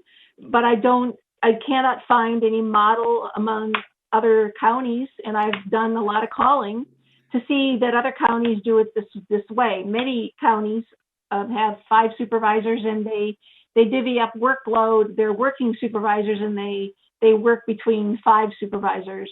And then even in those counties, they will have support staff that is someone who might coordinate bids, contracts. There's just a lot of different models out there, but no one that I know has a human resources director for a major employer in the county, which is us, the county. We're a major employer, who does all that, negotiates union contracts, and tries to keep up with whether or not documents have been submitted and sent and questions answered. And I still don't know how I honestly still don't know how things get on our agenda. I don't know that.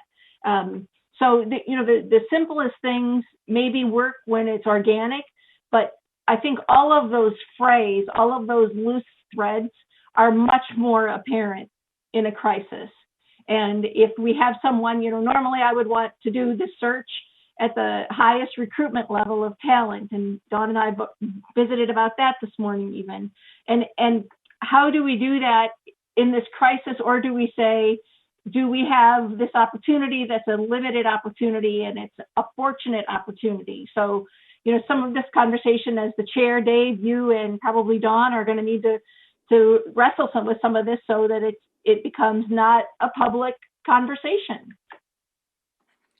I'm supportive of moving forward if we can get this right and understand what we are trying to accomplish. I'm willing to talk with them, talk about it. I'm willing to meet with, Dawn. Dawn and I have regular, chairperson, and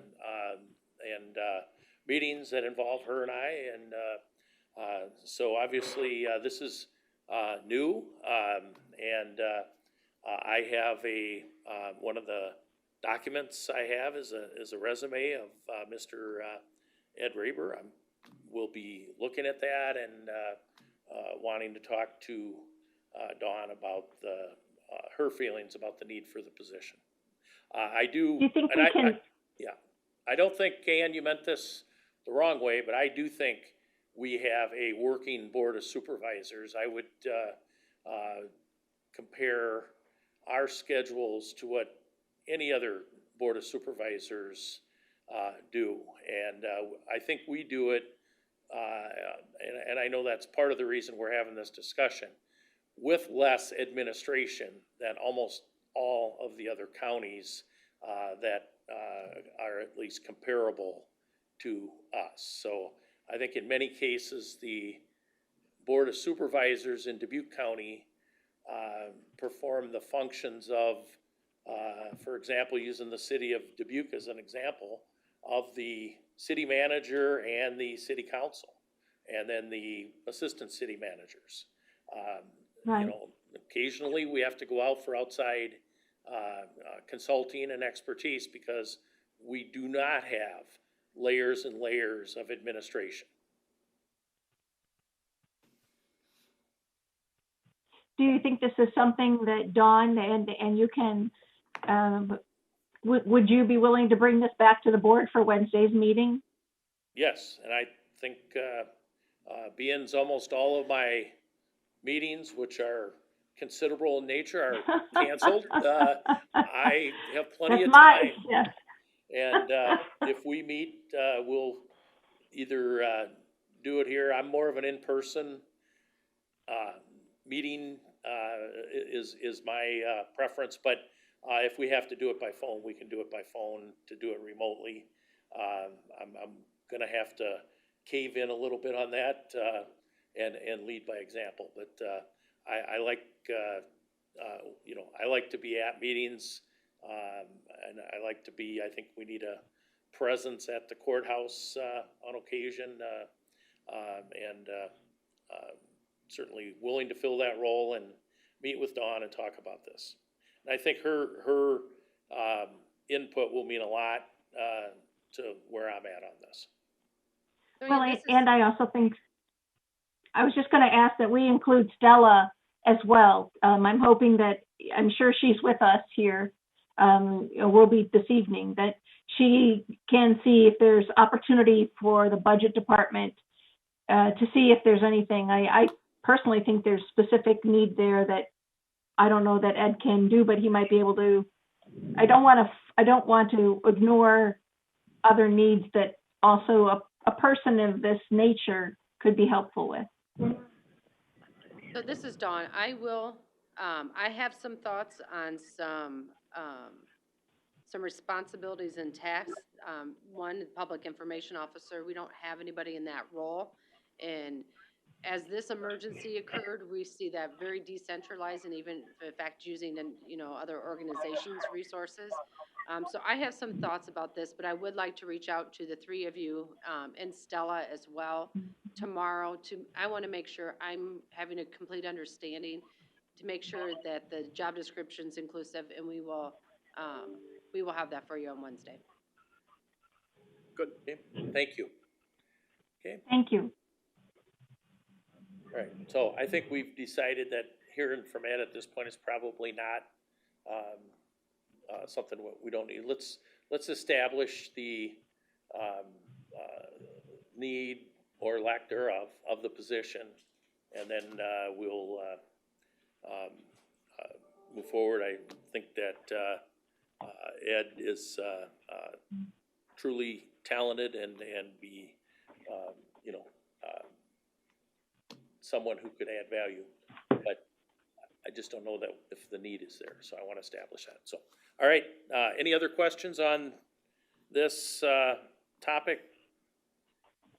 Not, we'll move to E, which is county policy. So if you're present, you have this updated version.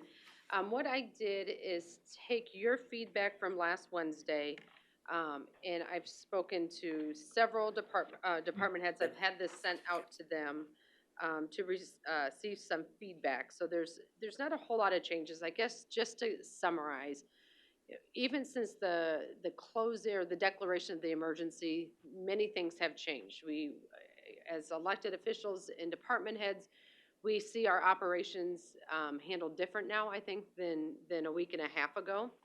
So the overarching part of this policy is that employees will continue to receive their regular pay. They're going to receive full paychecks, whether they are essential employees and they are coming into work, or if their operations have been curbed due to public buildings being closed, or just the demand for the services, we will, and really the safety of our employees as well. I know of 3 different departments who are doing multiple shifts to have that backup, so we do not have as many staff members. We do not have a whole department into all at once. So every department has taken great strides to protect the employees. This policy is to help protect the income for this time. And at this time, I have no duration. That would be up to you as the board to see how this is. I would ask that this be effective March 14th.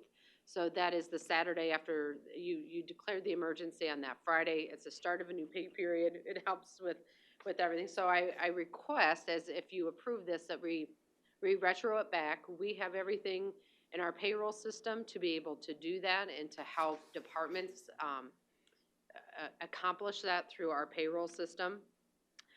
So really, if we are, just to kind of go over it, the essential services are going to be identified by the departments, and those employees will be expected to report at their regularly scheduled times. We see that in our jails. We see that in our Sunnycrest, and actually every department really has those functions, and so those will continue on. Employees will receive regular pay or overtime pay, depending on the type of work or how many hours have been put in.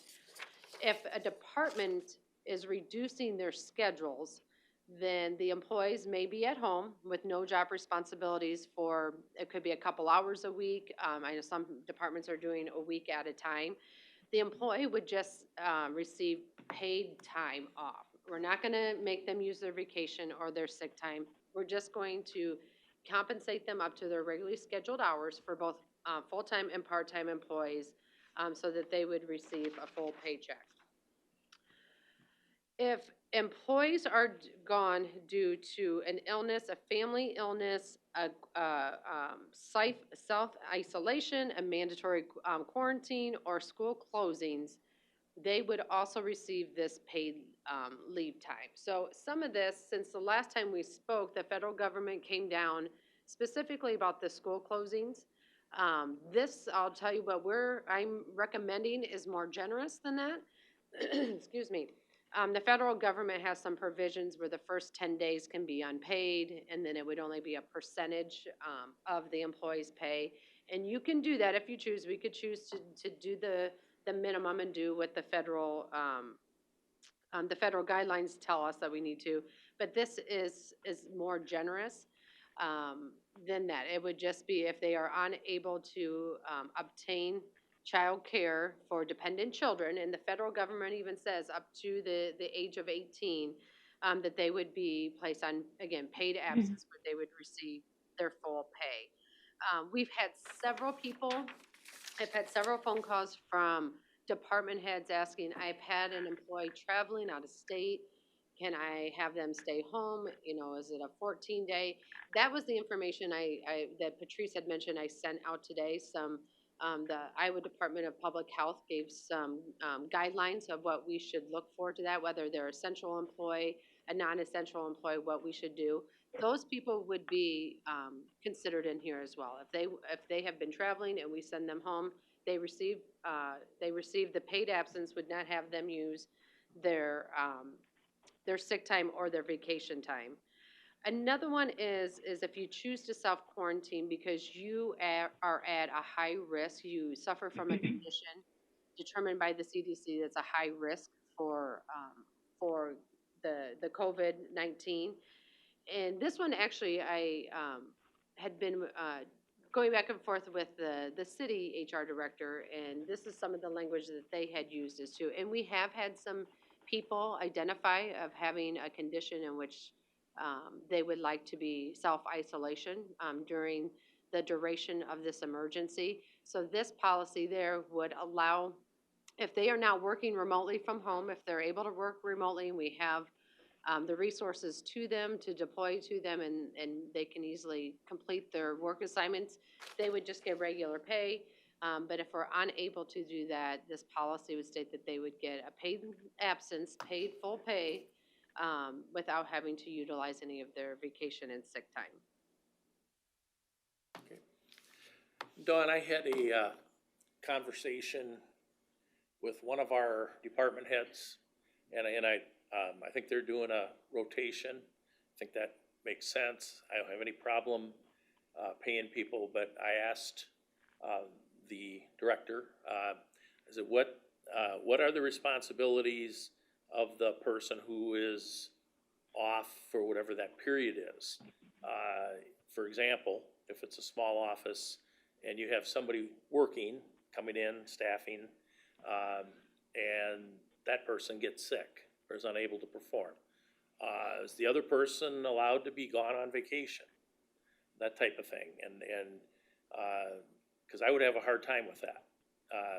So yeah, we can reasonably deny vacation. Okay. So we could. Well, we would that be wasn't able my to- point. My point was if they're getting paid, but we're doing a rotation. Mhm. To me, that's not vacation. So they should be available to come to work if they're needed. Yes, now I understand. Yes, Okay. and we've had a request from an employee who was self-identifying, not showing asymptomatic at this point, but I reached out to that department head and said, I want to let you know that if you can provide them the resources to work remotely and there's work to be done, that you can assign that work to them if they're not showing any symptoms. And for the daycare as well, if you're able to do, they're able to do some work. So really, it's kind of a department by department, and even sometimes, if the employee does not have internet at their home, we were not able to deploy any resources there. So I've had probably over a dozen questions about specific cases, and we've just worked through those. We're doing the best for the employee and for operational efficiencies as well, and our customer service to make sure our customers are getting the service that they need. I think this is a very generous policy. I support it. But again, I think that if somebody is being paid, they're in a rotation, they need to be available if they're needed and not in Cabo or wherever as a, so hopefully, I don't think folks would do that, but I think we should have some rules in place that availability for the department heads is important, especially if they're from a small office and somebody gets sick. That other person would be expected to be there and not have to say, I'll be back in 3 days when I get back from wherever. I would agree. And we have it in here that if you are, and actually we have it in our pay codes that we're setting up, if an employee is off today because they're traveling, and we do have some employees traveling, this policy states it's your vacation.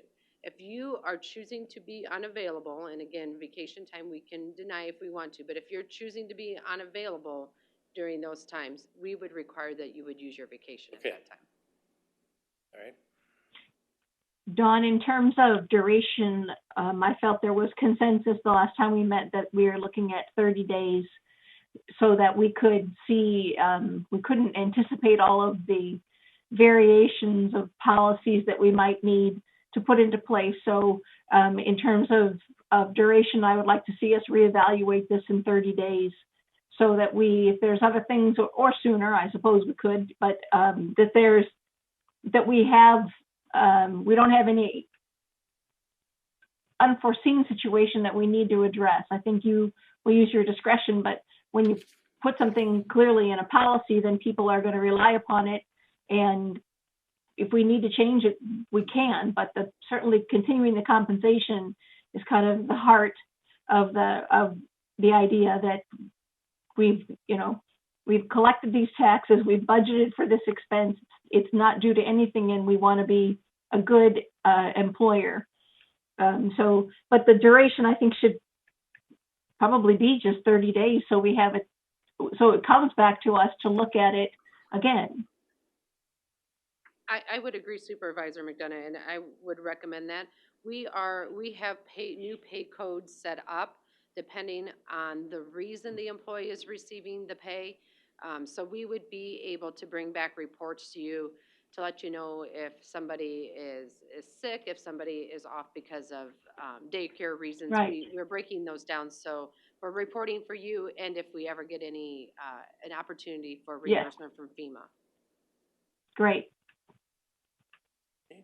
Supervisor Wickham, any I'm good. questions? I think this thing might define itself, and I agree with Supervisor McDonough. Let's do this for 30, and very likely we'll be extending it, but that'll give us a chance to see if there were any issues that have come up. And my concerns may just be that, concerns that actually don't materialize. So, but I think, like I said, feel strongly that if people are getting paid, they should be available if needed, So I was recommending this effective the date that you declared the emergency. That makes sense. And that, or the day, I guess we could do it either one at this one because it's in the middle. We can do March 13th, and then I would ask that we do you want to go 30 days from that to April 13th? Is that what I understood? Yes. That's where I am. That's fine. Okay. And do we have it on as a resolution to adopt this during our regular meeting tonight, or We do. do you No, need at us this to point, take you could just action? do a motion to approve it. Yeah, I think we could. I would agree with Dawn. I think we do a motion. Did you want that to kind of end at the, just potentially to make it cleaner, end on the end of a pay period like April 17th? I don't know if that's a pay period or not. I think it's one off. Start of a pay. Yeah, half a Actually, it pay would be period. the 10th would be the last day of a pay period. That would be just 2 weeks, little over 2 weeks. But we're retroing it back 9 days. Well, Supervisor McDonough, you're the one with the date, so maybe if you want to, pick your date and go. If it's April 10th, I'm Or I fine. guess Maybe it'd we be get a the motion 17th, and sorry. get it adopted. Dawn, do you need specific dates? Yeah, April 17th would be the end of a pay period. So Okay. March 13th. So I'll make a motion. April 17th. Sure. I'll make a motion to approve the county policy regarding emergency. I've flipped past the label that you give it. Sorry, Mary hates my motions. I'll make a motion to approve the emergency closing due to public health risk document policy as presented on this date with an effective date of March 14th and an ending date of April 10th. I will did you say? April 10th or 17th? You want the 10th? And April Dawn was asking for April 17th? April 17th. Thank you. Okay. I will second that. Motion made and seconded to approve the emergency closing due to public health risk, general policy document. And the dates would be March 14th through April 17th, at which time it will be reviewed. Yep, we'll have a report for you. Right. All right, all in favor signify by saying aye. Aye. Aye. Aye. Carried, 3-0. Okay. Chair, I would like to go back to the COVID-19 and have some additional discussion on that. Sure. Some emergency response, because I think I believe we're done with our scheduled items, so to speak. Yes. Okay, and then 5:15 is our next one with the county engineer. So some new information, the governor did not issue a stay-at-home or rest in place or shelter in place. She did not close essential businesses or allow only essential businesses to be open in the state of Iowa. The Wisconsin governor just did today, and so non-essential businesses in Illinois and Wisconsin will be closed. And that is the direct connection to our county. So Governor Reynolds also did indicate in her press conference, I was reported back to me, that she almost appeared open to having local governments make their decisions because she understands there's different needs related to our age group, related to our proximity to states that are open and closed. So I think what I would encourage our board to do is to talk to our partners, and those would be all of our communities, the 21 individual communities, and obviously a lead position with the city of Dubuque and EMS groups to talk about that and what does that mean. Hypothetically, if you're an Illinois or Wisconsin resident, I was open for business, and Illinois and Wisconsin are less open for business. I'm a guy who makes my living opening businesses, so the last thing I want to do is close one. But these are extraordinary times, and the science and the previous directions around the world and around the United States relative to major cities indicate that migration and travel is not helpful at all to minimize an outbreak of COVID-19. So I am concerned, and that's one of the unique things that we should consider, is our proximity to Illinois and Wisconsin, and the allowance of non-essential businesses that people in Illinois and Wisconsin could and should and are or maybe traveling into Dubuque to buy tennis shoes. Do we want that? And what are we as leaders going to do with that? So I'm very happy that Mayor Buell is on our agenda tonight and is first, and so he'll be most likely talking about the city's efforts and his stance related to this. And I think that's a great step to bring our partnership together and to make sure that we are speaking with that one voice. But I would like to have that conversation be expanded to our community partners in a very quick and efficient method. We don't have a lot of time. We don't have a lot of time to make corrections in order to prevent the outbreak. I will comment on this. First of all, I was contacted by Mayor Buell. He is not available for tonight's meeting. Okay. They have their council meeting tonight, and so he was not available, and he doesn't believe that he was given that he was able to respond or to the invitation. I'm happy with the invitation. Yeah, I'm sure he would. I'm sure he wouldn't. Yeah, if it were different times, I'm sure he would be so, here. But with that being said, we did talk, and that we anticipate sometime this week, Mayor Buell and I will be talking about this very issue and about the fact that we have been working closely together, and our staff folks have been working together on this crisis, and so we look to continue that. But I had earlier forwarded an article, and I'm not in disagreement on the on trying to strengthen. I think I'm probably at this point, I do wish the governor would take executive action, but short of that, we do have states on right across the river from us that have taken the step and have stronger versions out there. Now, there are a lot of essential employees and functions that are identified. I did share those earlier, and you know, so there's, you know, things that come to mind, you know, obviously gas stations and food stores, and but also manufacturing of food products and manufacturing in general, because they may be called upon to you know, retrofit what they're doing. And similar to the masks, you know, we have major factories in Dubuque County that work with, that have sewers and work with fabric. Flex Steel and Right Height come to mind. I've talked to neither about this, but they could be an asset if asked in this. So I think,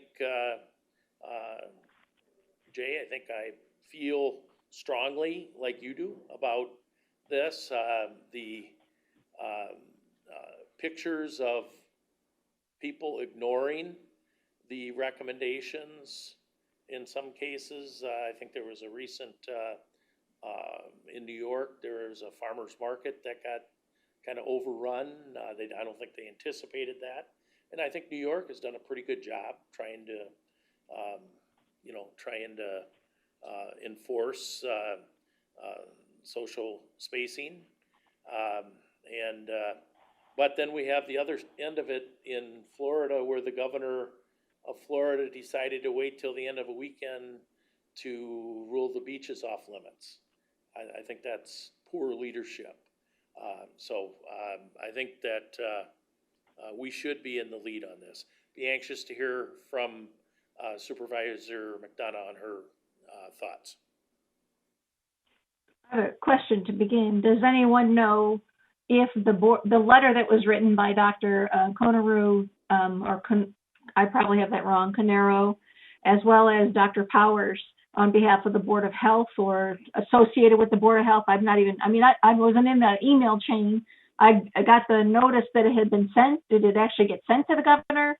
Could somebody give me an update as to what happened with that draft of a letter that I saw at the end? Does anyone know if it got sent to the governor? I don't know if, one, I wasn't the author of it, the two doctors were, so I don't know if it was sent, but I don't believe it was sent. I think the intent that I knew when they were creating it is they wanted the Board of Health and the Board of Supervisors to review it, but both Dr. Powers and Dr. Conero were the authors and the signature lines on that letter. Right. Well, they signed it as the Board of Health, which is, you know, that was underneath their titles, that's what they identified. So I think the thing that I would ask my colleagues to really think about here is that at the end of the day, it's about enforcement. You know, we see people on the beaches, we see the people appearing on television who really don't care what the recommendation is or what the order is or what the closure is. So I do trust this governor to look at the proper enforcement of whatever she does. And I think that's a weighty issue that we probably maybe are not able to evaluate from the fact that we can call Sheriff Kennedy. But, you know, I think that's a weighty issue that has to weigh on any leader. You issue something, well, then how do you enforce it? It's just some words unless you have some enforcement mechanism. And so I think that she may be looking at it from that perspective. I think that what we want to do, and this might broaden the appeal of any Dubuque County action, is to look at what can we do jointly. Is there any kind of a resolution that we can issue together with as many partners as we can identify, you know, more similar to, more formal than a petition, but to say, Governor, we are with you. If you choose to do this, we would encourage you to act in this manner. And we are ready for it. As the leaders and the elected leaders of our community, we are ready for it, rather than going it alone or being, or not being. I mean, we don't have the ability to close the county. And I'm not hearing at this time I don't hear that my colleagues wish to do that tonight. And I think that's positive. So those are kind of my thoughts. Could we be looking at working with ISAC, with UCC, with all the folks that we know and our connections to say, we'd sure like to have the governor take action. You know, maybe we could write that as a letter from the Board of Supervisors that goes with the doctor's letters, but to not tell her how she's doing it so wrong, because she's weighing other issues that are bigger than us, but to say that we're ready for her to do these steps. But so much of these things are going to take an executive level decision that is statewide, because it is enforcement, it is the determinations of what's essential services, what isn't essential services. We kind of accidentally tripped into that. I would remind my colleagues, if you're one board meeting we had about childcare, and then at least if you got the emails I got, other people demanding that they were essentially essential employees as well. So, you know, to get the messaging right and to get the messaging correct, that it might be the next step to ensure public safety, but I don't think that's our call. I think it is the governor's, and if we can work with her office has been responsive. Her chief of staff and I have spoken. I know others in the Board of Supervisors have spoken with her as well, other community members. So working together to encourage and say we will support you. Let us know what that would look like in Dubuque County. How can we help identify any essential services? How can we be her advocate and her assistant, instead of demanding that she take action that she might not be ready to do? So those are my thoughts. I think to be more inclusive, you know, in terms of worried, I'm home. I'm trying to be the person who is a clear, clean, not infected person to provide daycare to medical people who are literally on the front lines. To family members, we all have family members. We all have different ideas about how we personally and we as community members and influencers can also take proactive action. But I do not want to be, I don't want to set up a storm of chaos by acting when the time is not right. We want the city to come with us. We would like Dyersville to also feel that their folks are right. In visiting with mayors yesterday over the phone, not knowing that this was anything that anyone was working on, just asking how we doing. We're going to pass the budget tomorrow night. You got any questions? You know how to use Zoom? Just, you know, that kind of was for my benefit, but just generally having those conversations to try to encourage our mayors to tell us what they might need, if anything. That no one demanded this. I didn't have anyone saying the governor needs to take more action. And so that's not where I am as a leader. Where I am personally, I don't think that that's what people are asking. They're asking me, where am I as part of a governmental process? And I would like to encourage her. I have done that, but I'm going to stand supportive of her ability to see this from a statewide perspective, and believe that she might see things I don't. Well, I'm less likely to wait for the governor. I think if we have to wait till we're comfortable with our decision, it's too late. And I do not have any particular issues with Governor Reynolds. But I think on this issue, I am reserving the right to disagree if she's gone as far as she's going to go. That's not what we've been told. I'm talking right now, please. I am, at this point, I don't think we have anything specific, but I am, you know, I've been looking at lists of essential positions, and it's an extensive list. And as I started talking before, there are, you know, I would want to make sure food stores, restaurants can still do carry-outs, that type of thing, that people could travel to do that. But I am getting close to that, and having a little more a little stronger statement. But I am willing to give her a little bit more time, but I think I'm getting closer to this. I've been talking to folks, and some of them are telling me that, you know, some people think it's still not a big deal. Well, I think they're dead wrong. And like I said the other day, all the kids, young folks that were on spring break on the beaches in Florida are going to be coming home and visiting their grandparents, and that could be life-threatening for some of those folks. So I think we need to be a little more serious about this and get the word out to people that this is the real deal. And again, we can't just wait until we hold our fingers up and see how the political winds are blowing to make our decisions. And I'm afraid that some of that is happening. So, And who do you think is Supervisor Wickham, doing do you that? have anything else? I'll defer to Is Supervisor that the McDonough. feeling that we are holding our finger up to see where political winds are blowing? Is that what we're saying that we're doing? I am not doing that. No, I'm not doing that. Nor am I doing that. Okay, cool. Okay. So who is doing that? Who, Dave, are you suggesting is doing that? I would say the governor of Florida. Yeah, whatever. I mean, holy smokes. We're talking about Dubuque County and the state of Iowa. That's all that, you know, that's what we are charged with and being responsible for.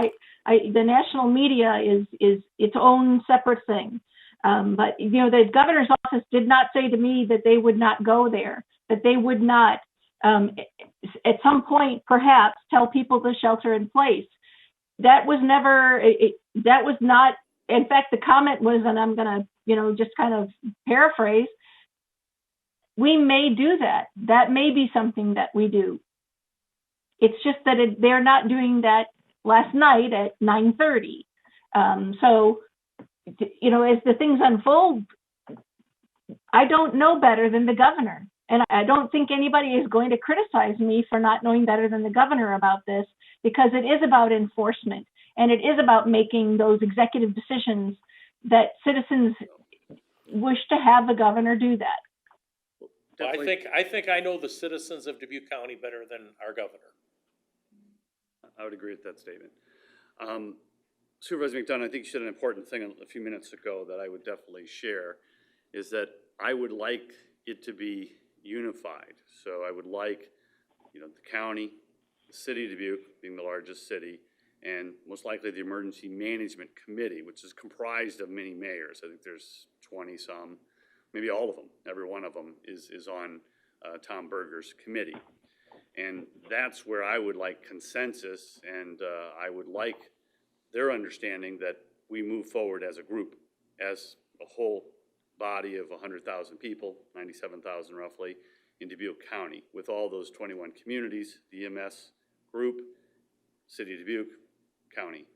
I think that's my first important step that I'd like to take, and that's why I asked for a little more dialogue on that. But I don't want to wait very long, okay? I think our situations are different. You've got 99 different counties that have different scenarios where, you know, urban counties connected to states that are closed for non-essential businesses have unique circumstances and should be given the opportunity to act locally. And I think that's what Governor Reynolds said. She hinted at, I think, at her press conference. So I won't put words in her mouth. You can watch the press conference. But she also did agree that we have the legal ability to do that. That was one of the statements that she did on a follow-up question. So I think it is a local decision, and I think you know, tonight will be a good night with the mayor. I think sending a very strong message, I hope, and the city council, and we being kind of in front of them right now as far as ahead of them having this discussion and saying that we want unity, we want you with us. Well, I'm not sure what with us is, but I do think that I like something you suggested, if the governor is signaling to us or suggesting, we could then coordinate with her office. We could be sure that we're visiting in a positive way with the governor's office and making sure that she's understanding our concerns, and that we're looking to coordinate our efforts. If she wishes to have more information about how it affects the counties that border states that are closing, then we should be there to provide that to her in a constructive and positive way. But that enough said. I'm happy to try to coordinate. All right, I have one other issue. Is Stella on? All right, we're gonna unmute Stella. Stella would like to talk to us about the COVID-19 budget. So Stella, are you? Hey everyone, can you hear me? Yes. Yep, can you hear me? Yes, you're good. Thank you, Stella. Yes. Hi everyone. I just wanted to quickly update everybody on the COVID budget that we had discussed last week. If you recall, we had allocated $250,000 for our general county departments. As of today, a good chunk of that has been used deploying technology to staff to allow them to be remote working, to be mobile.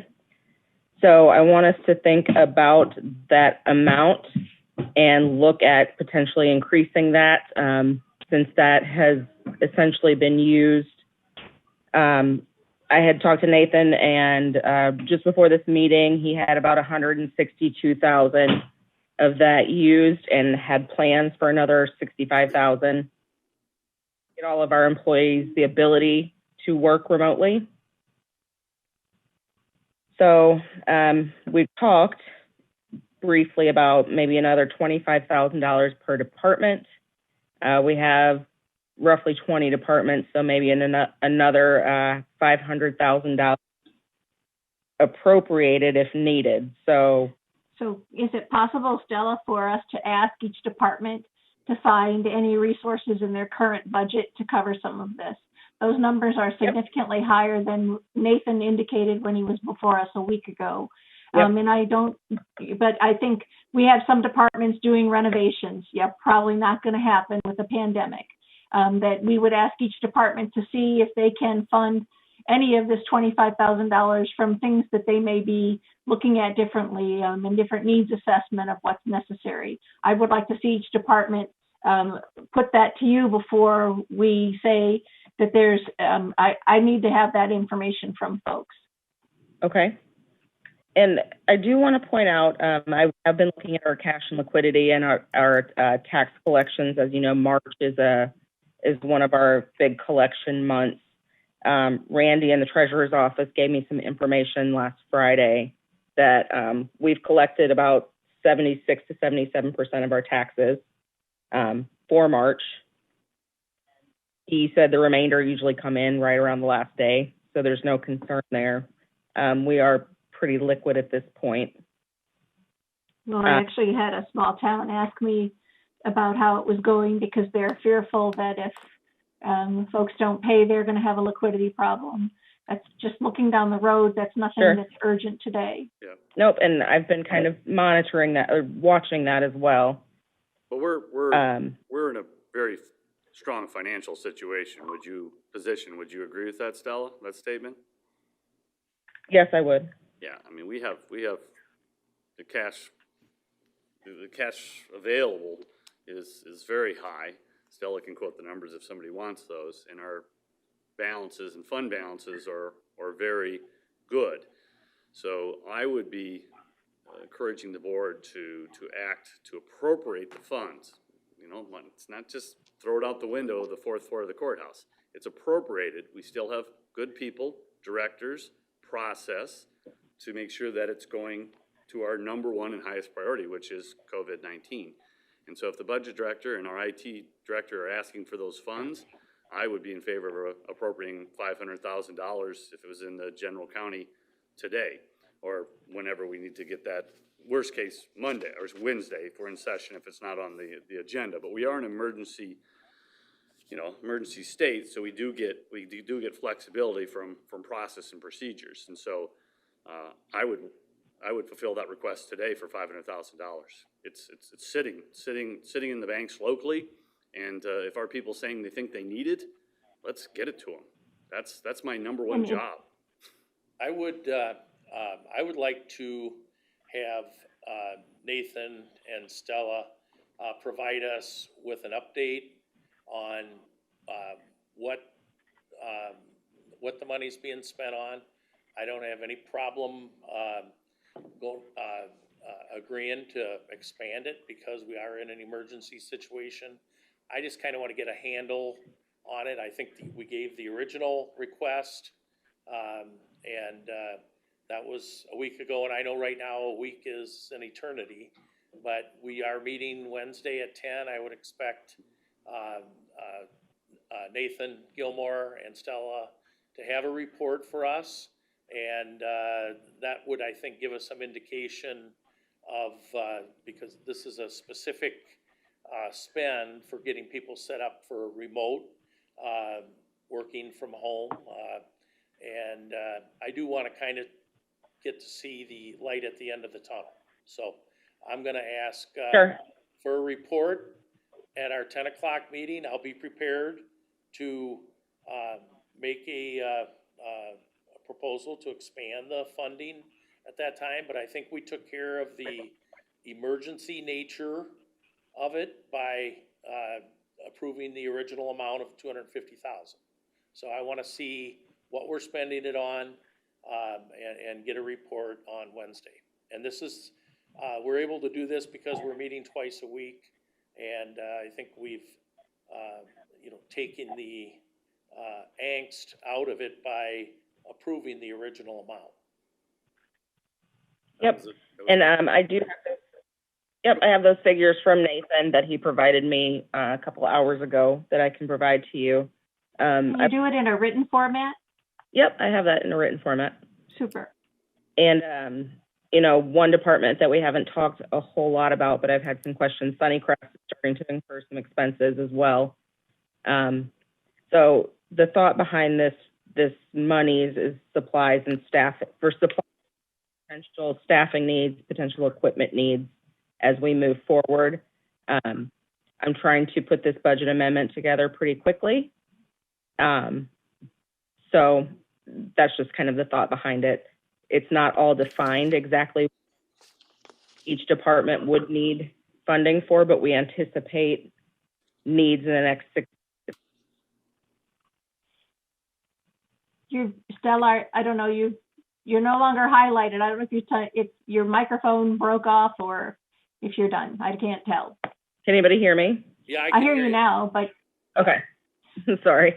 I agree with Dave that I'd like to have Nathan show us kind of the way forward to the end of the tunnel. I'd like to see what the full numbers look like.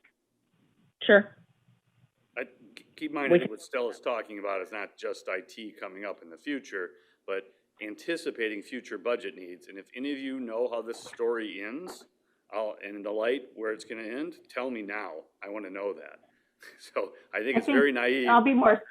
Very naive to think that we're going to know what our budget is. And so I'm going to make an assumption that we're all pretty happy what we did last week and we appropriated things. I think we're all pretty happy that the federal, state, and local governments have declared emergencies and we have people working on this.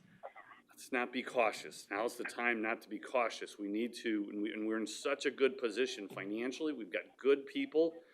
Our job is to appropriate and empower them.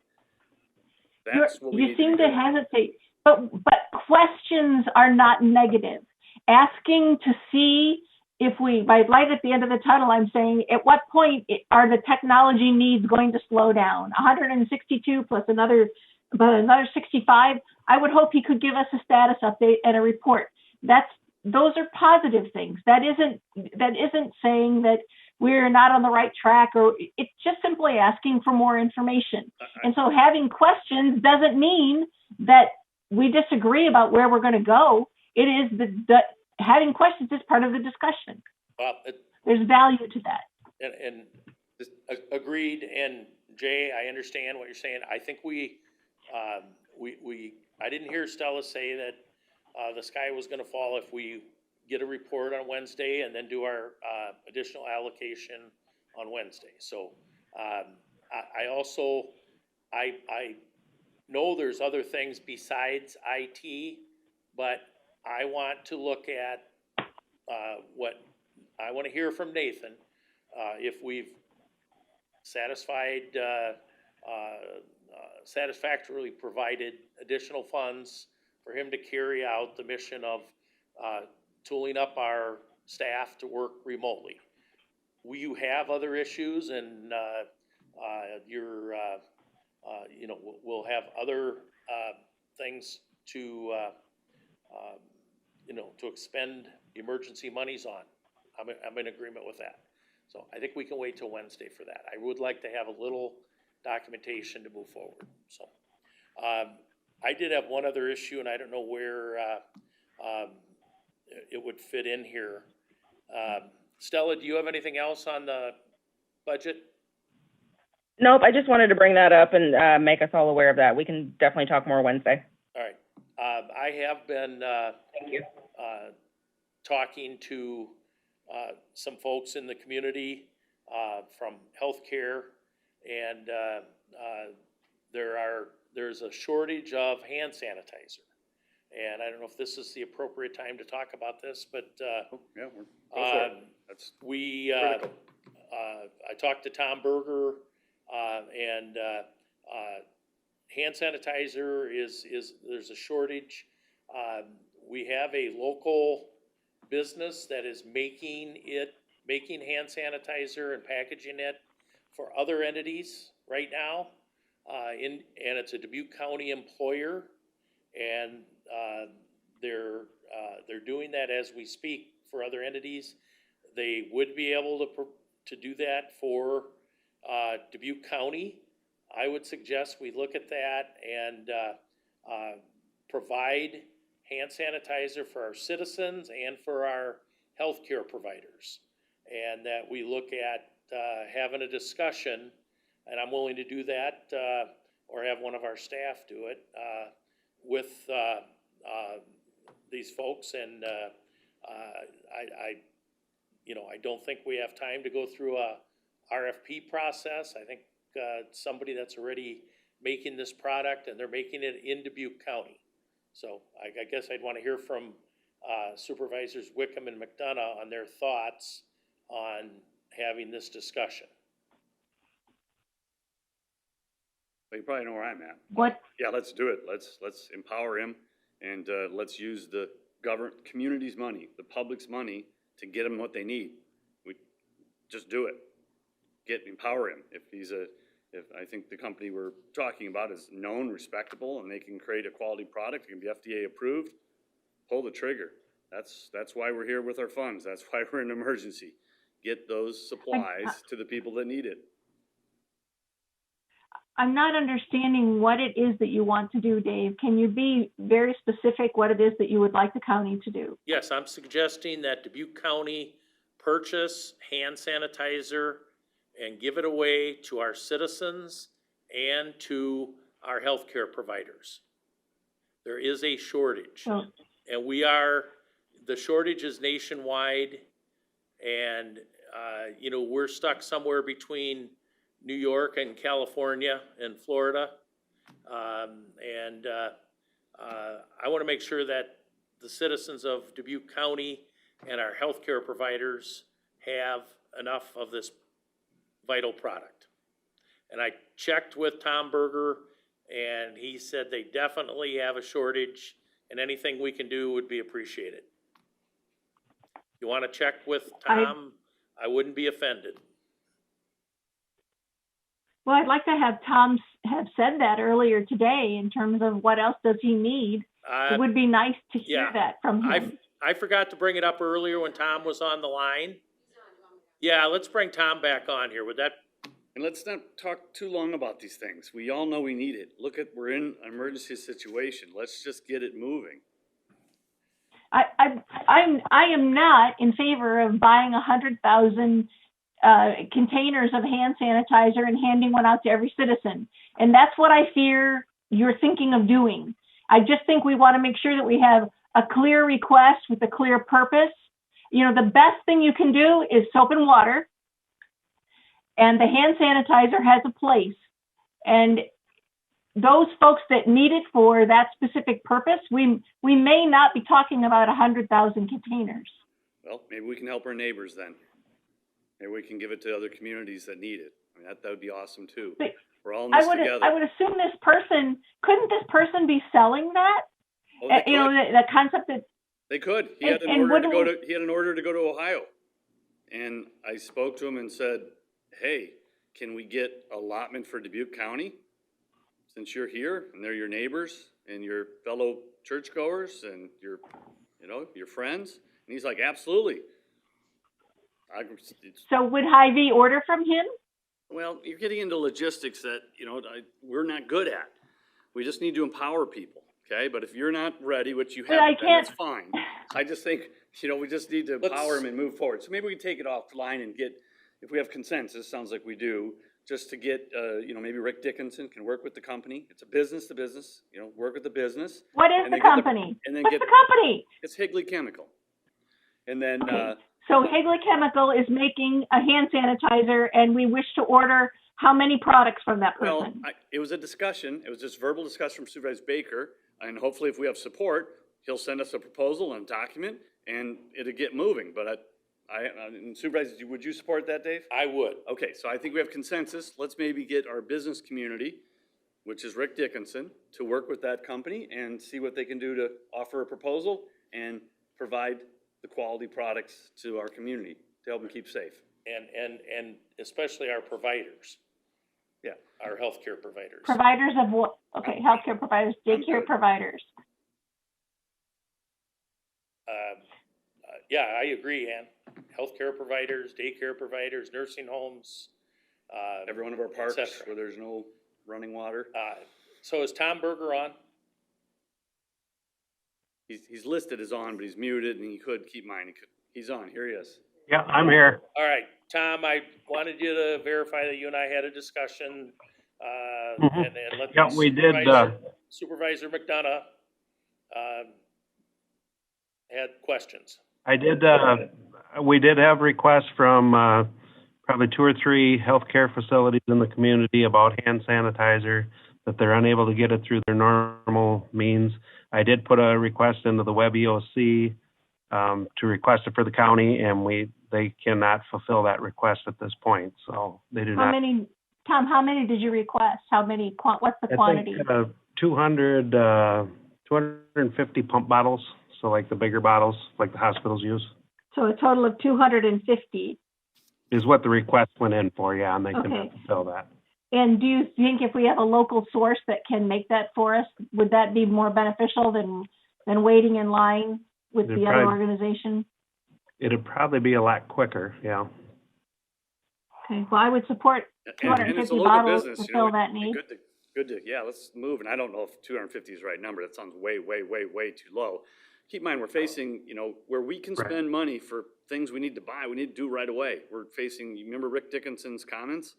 Let's go. And 250 is probably not, that's way, way, way too small of a number. That might have been your request, Tom, in the past, but I'm sure as we look forward, it's a number.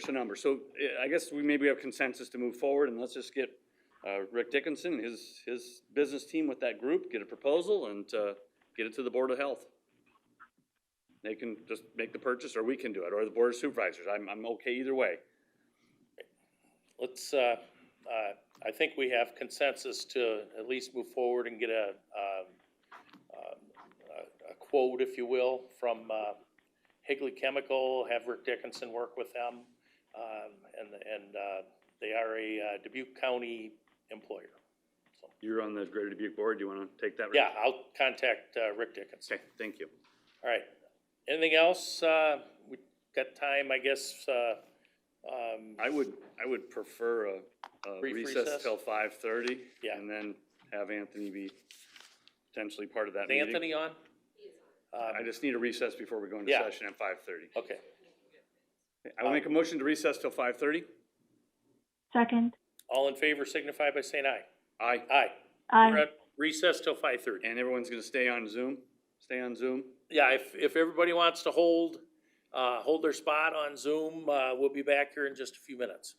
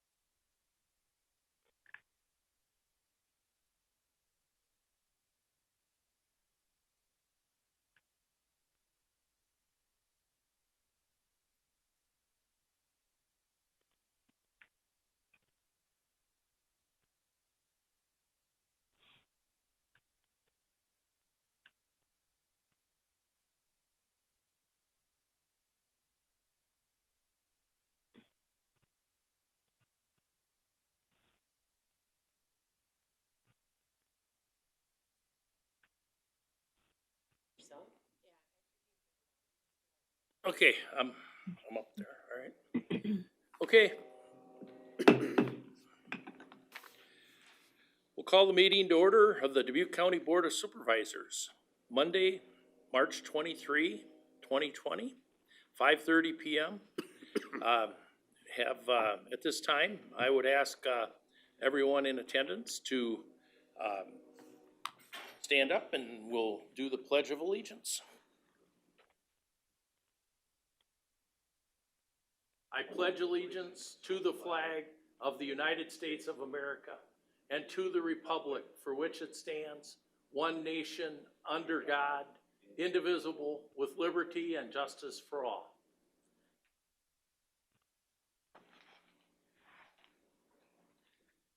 All right. At this public comments, at this time, anyone may address the board on matters of which are on the agenda. We normally would have you go to the podium, state your name and home address. You can raise your hand in Zoom if you would like to comment during public comments, and this is on matters which are on the agenda. So if anyone has would like to comment, so Dawn will let me know.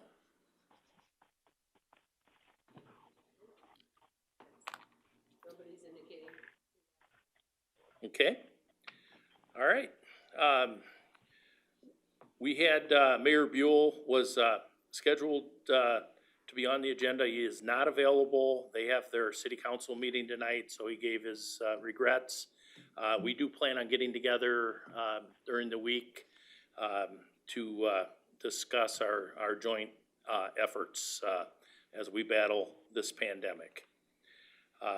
Proclamations, don't think we have any. We have, approval of minutes of the meeting of March 9, 13, 16, and 18 of 2020. I want to make sure that Supervisor McDonough is unmuted and able to speak. That's correct. I'm here. Okay, Ann, just checking. Okay, we've got, we're on item number 2, minutes. What's your pleasure? I will make a motion to approve the minutes as presented. Okay. Second. Motion made and seconded to approve the minutes of the March 9th, 13, 16, and 18 meetings. All in favor signify by saying aye. Aye. Aye. Aye. Carried 3-0. Consent items? I don't see any. I don't see any on the agenda. Go to item number 4 on the agenda, procurement procedures. Proof of publication. I'll make a motion to approve the proof of publication. Second. Motion made and seconded to approve the proof of publication. Is there any discussion? All in favor signify by saying aye. Aye. Aye. Carried 3-0. Receipt of bids. Bridge replacement on Holy Family Lane, project L-B2102-73-31. These are receipt of bids. Tonight, you've received three bids for this project. The first one is from K Construction, and the total amount is $165,563.10. Again, it's $165,563.10.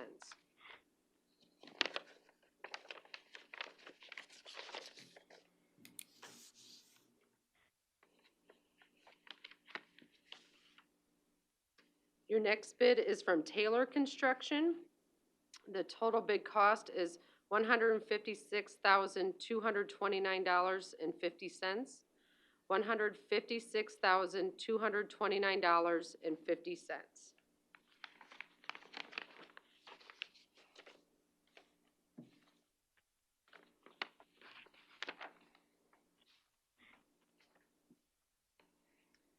Your last bid is from Jim Schrader Construction. The total bid cost is $144,239.84. $144,239.84.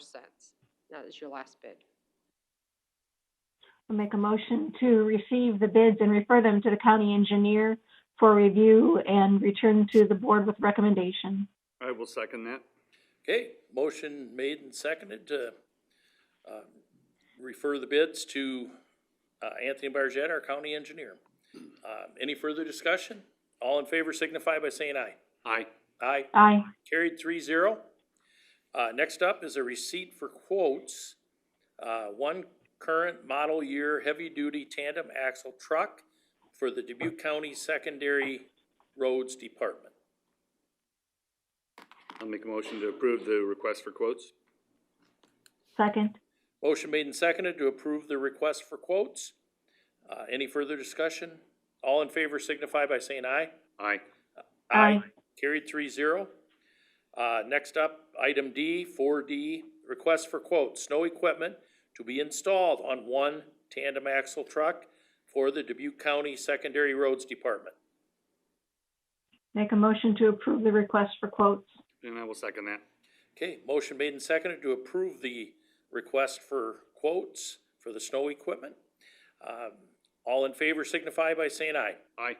Aye. Aye. Carried 3-0.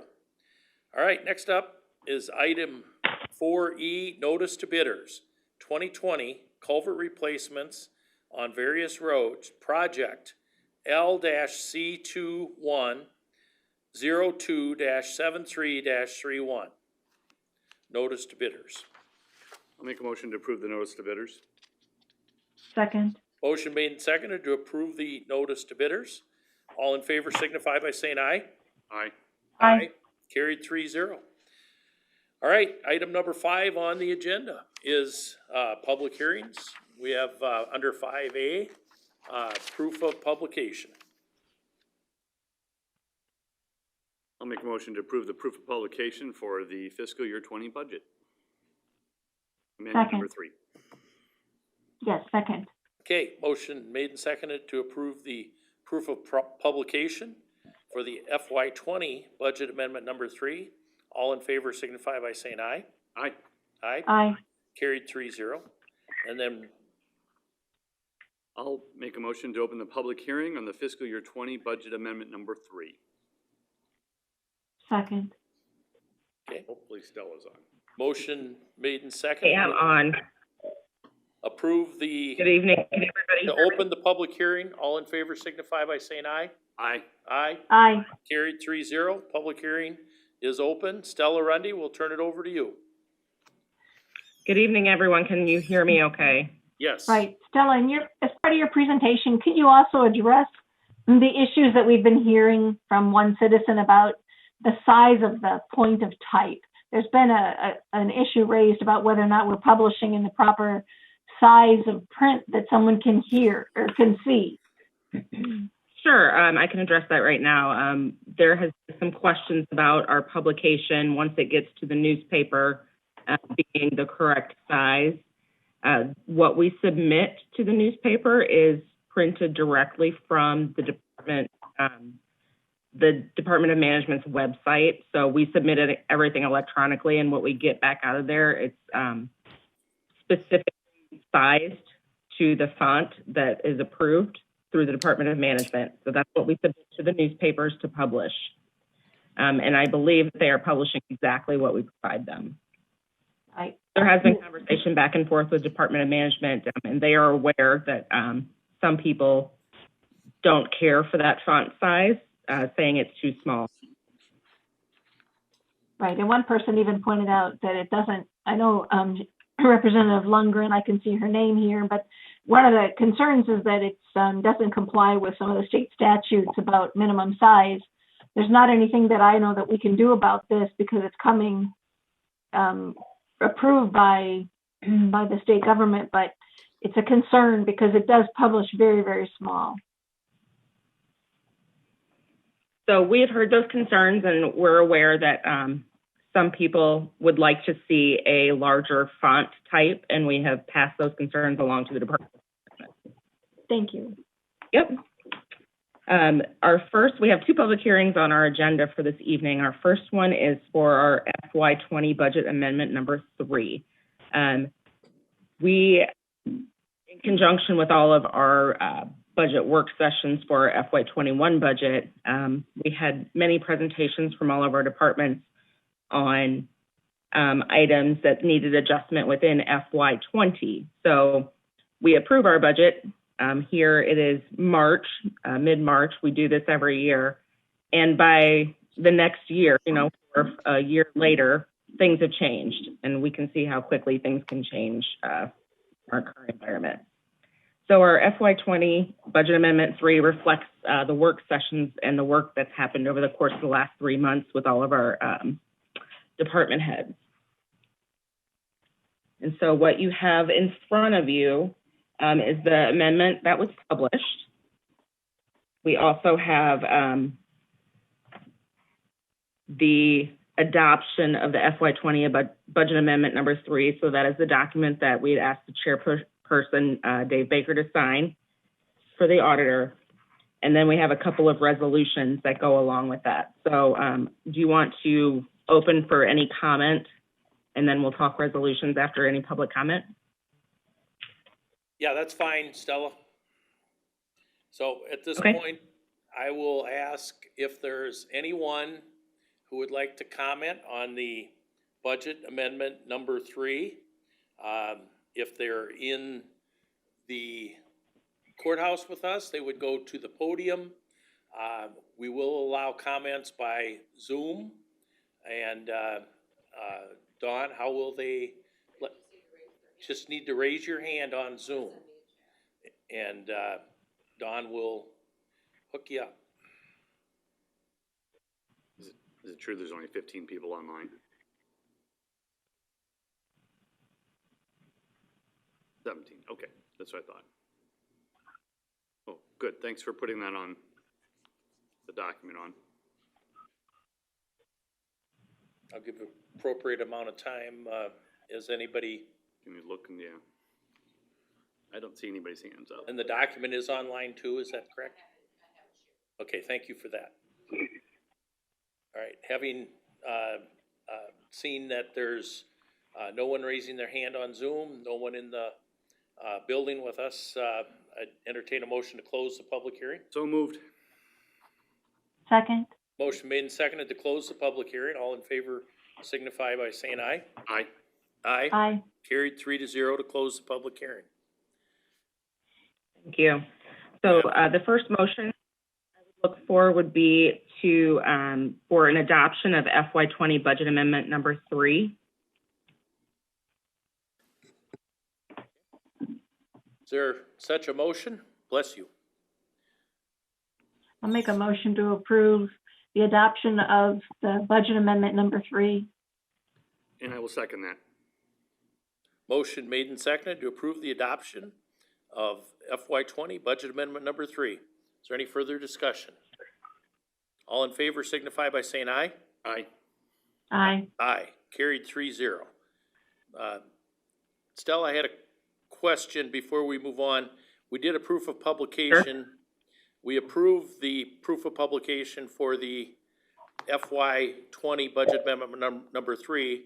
I believe there was also a proof of publication for the FY21 budget. I think we need to circle back and get that as well. Yes, thank you. Thank you for mentioning that. All right, so is there a motion to approve the proof of publication for the FY21 county budget and certification of taxes? So moved. Second. Okay, motion made and seconded to approve the proof of publication. Any discussion? All in favor signify by saying aye. Aye. Aye. Aye. Carried 3-0. All right, now we'll move into public hearing. So then we would have, we have a couple things still to address. We have 5B2. So there's a resolution approving the FY20 appropriations for Amendment 3. So by law, we have to appropriate the money to each department and to each fund before we can spend that money. So this is the appropriations resolution amending the FY20 budget with Amendment number 3. And is that in our packet, or is that something you sent later? It was in the packet. Page 47.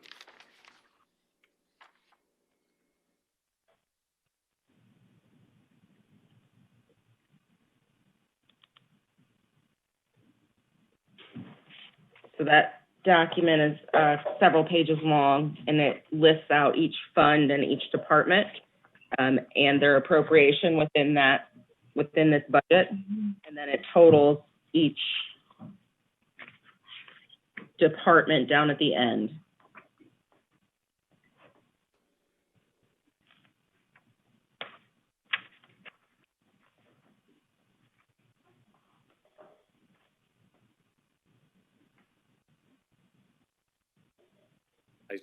I've seen the document.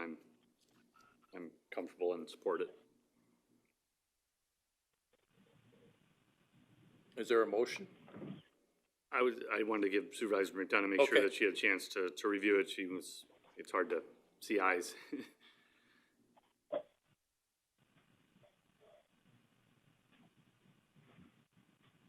and nothing's got a label on it. So, I mean, I've looked at everything. Everything seems to be as I recall. Okay, I'll make a motion to approve the resolution. Second. Motion made and seconded to approve the resolution approving FY20 appropriations amendment number 3. All in favor signify by saying aye. Aye. Aye. Carried 3-0. All right, next up is 5B3, resolution approving the FY20 fund transfers amendment number 3. Then part of what we need to do by code as well is to show the different transfers between our funds. So this is the resolution that updates the fund transfers for our latest budget amendment.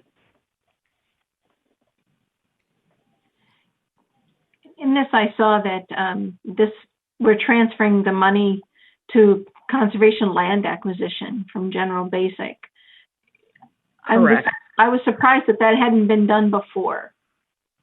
I don't know if the transfer has been made yet or not, but this resolution lists all of the transfers for the year.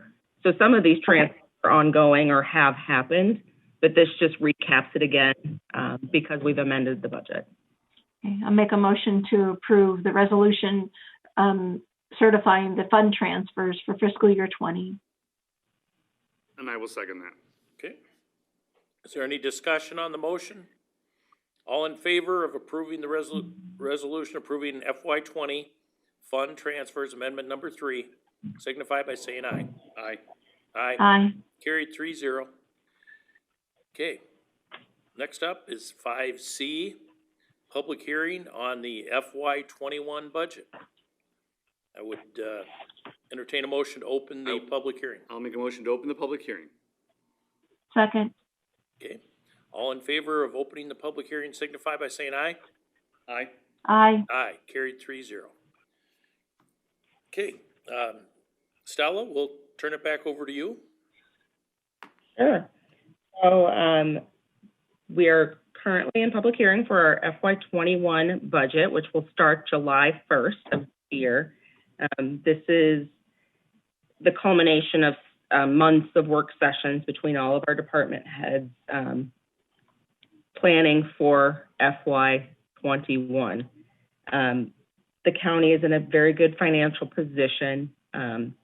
We have a planned budget of revenues of close to $60 million and expenditures of $65 million. The reason the expenditures are greater, well, I should take that back, with the that includes transfers. So we are intending to use fund balances. The county has had strong fund balances over the last few years.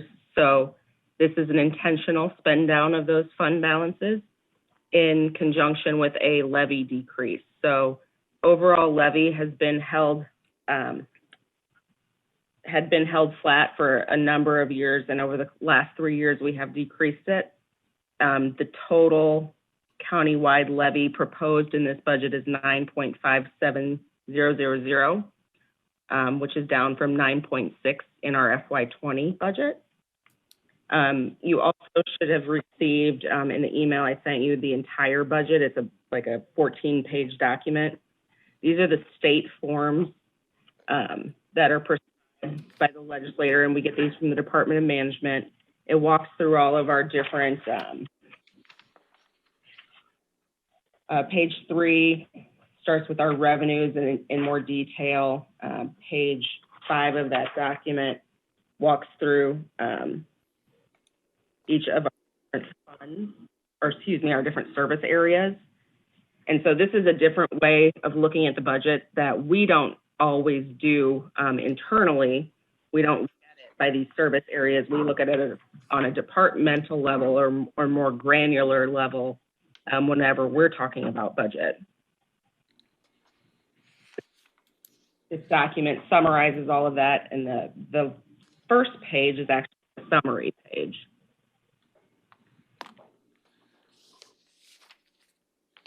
So I'll open up for any questions that any of you have or any public questions. Any questions? Well, I think we should have, it's unprecedented times. It might be good to have a little bit of discussion between us about the fact that I'm intending to stay with the budget that we created over several months. I'm going to be voting to approve this budget. The future's uncertain, but appropriating this money and taxing and levying this money doesn't mean that it will all be spent. To me, it doesn't mean it will all be spent as we put this together. To have the appropriation means that it's been requested, and then we still may well have to choose priorities and spending measures inside these departments, depending upon what the unknown will be. So I'd like to have, at least these are my wishes, that we look at departmental budgets before July 1st, before we, some of the grantings and the things that we've made, I think we would need to be, I'm not suggesting we change the tax levy or the ask. I think we've done the best we can, and I'm proud to be part of a small reduction in the tax levy. But I don't want to say that all of these departmental, if there's any additional requests that they made, that those things might not be asked to be relooked at on an individual basis in a department based on what unforeseen circumstances might bring us to. I think to me, it's important to say that.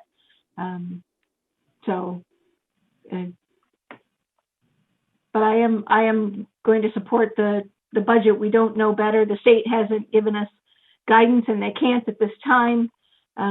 So we're just doing the best we can, but I feel and could answer questions to taxpayers about why we decided what we decided.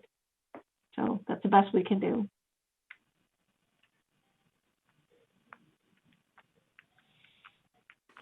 Stella, I've got a question for Stella, and so if you could Sure. comment, Stella. I think the form's on the screen, but my eyes aren't good enough to see it because maybe the print's too small. But if you could comment about the levy rate and the revenue coming in, and then the percentage of revenue increase in those categories that the state asks us to report on. Sure. So if you look at that form that's on the screen, the taxes levied on properties is line 1. So we're showing a 1.82% increase in our taxes from FY20 to FY21. And so the reason for that is due to some valuation growth. And if you have the document in front of you, the second page, the state to look at certain categories. So they asked us to look at our general funds and our rural funds. And so when we look at our general funds, we actually have a decrease in our tax asking due to changing the levy in our general supplement to shift funding over into our mental health levy. So our mental health levy, we've been spending down fund balance over the course of several years. And we've finally been able to make some of that happen. And we've gotten to the point where we needed to increase that levy back up to more of a normal operating amount. Because of that, our general supplemental levy had to decrease in order to keep our total levy flat, or in fact, in this year, a slight decrease. And so we show a 3.43% decrease in our general levies. In our rural levies, we had a 2.4% increase, and that is equivalent to what we saw in our valuation growth this year. So we did not change our levy at all. That remained at 3.65902, but because of valuation increases and valuation growth, new growth over the course of the last year, we had a 2.4% increase in those tax dollars. So those are only 3 of our funds that the state had asked us to look at. We also have our debt service levy and we have our mental health levy. So when we combine all of those together, we had a 1.82% change in our total tax asking. And you see the tax asking of 35 million is just a portion of our total revenue sources. We obviously have other TIF revenue, intergovernmental grant revenue, charges for services, things of that nature. Thank you very much. That helps explain it to me.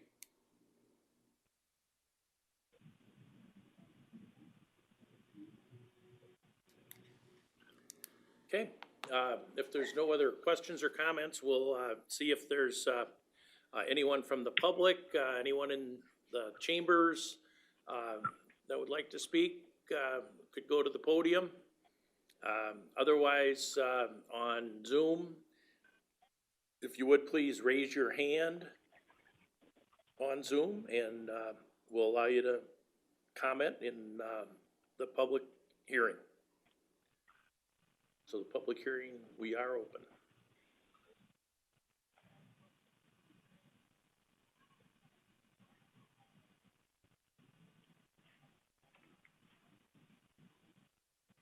Okay.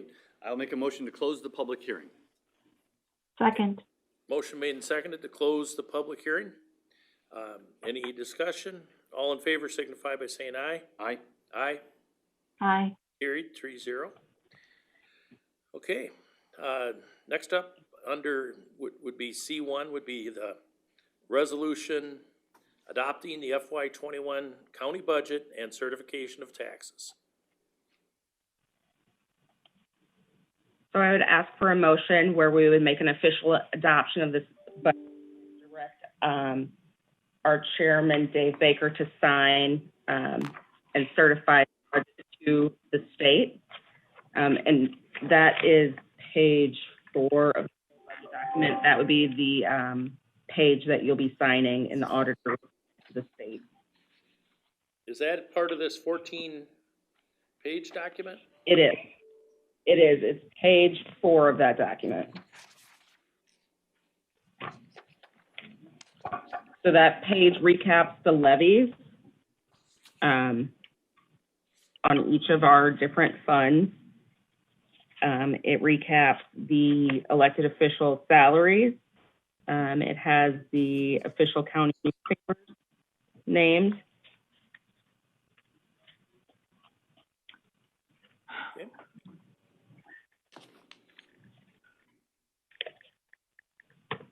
So, a motion to approve having the chair sign the document, which is titled Adoption of Budget and Certification of Taxes Fiscal Year July 1, 2020 to June 30th, 2021.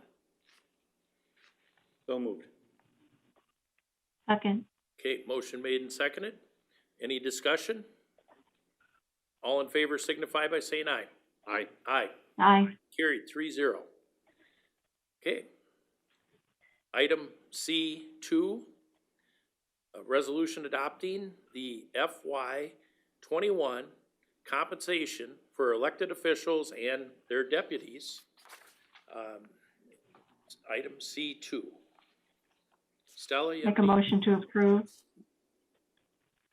This is required by code that we would adopt the elected officials' salaries by resolution every year. So we have this resolution, the compensation board recommended, and also what the Dubuque Board of Supervisors has approved. So you're adopting this by resolution, essentially, making it official. Motion to approve. And I will second that. Okay, motion made and seconded to approve the resolution adopting the FY21 compensation for elected officials and their deputies, and I will review that quickly. It would be 3% for the sheriff, and that would apply to approximately 16 deputies, and we would then 1.5% for the county recorder the county treasurer and the county auditor and the county attorney, and would apply to their deputies. I understand the attorney doesn't have any deputies that are affected by this. And then the Board of Supervisors increase is 0.7 or 0.7%. Okay. Any other questions or discussion? All in favor signify by saying aye. Aye. Aye. Aye. Carried 3-0. Thank you. Stella, thank you. Actually, Thank yep, you. there is another resolution actually in here. It was, so 5C was the official document that you're executing. The 5C1, I apologize, there's a resolution that sets the tax levy. So that was 5C1. So we got a little bit out of order there. Okay.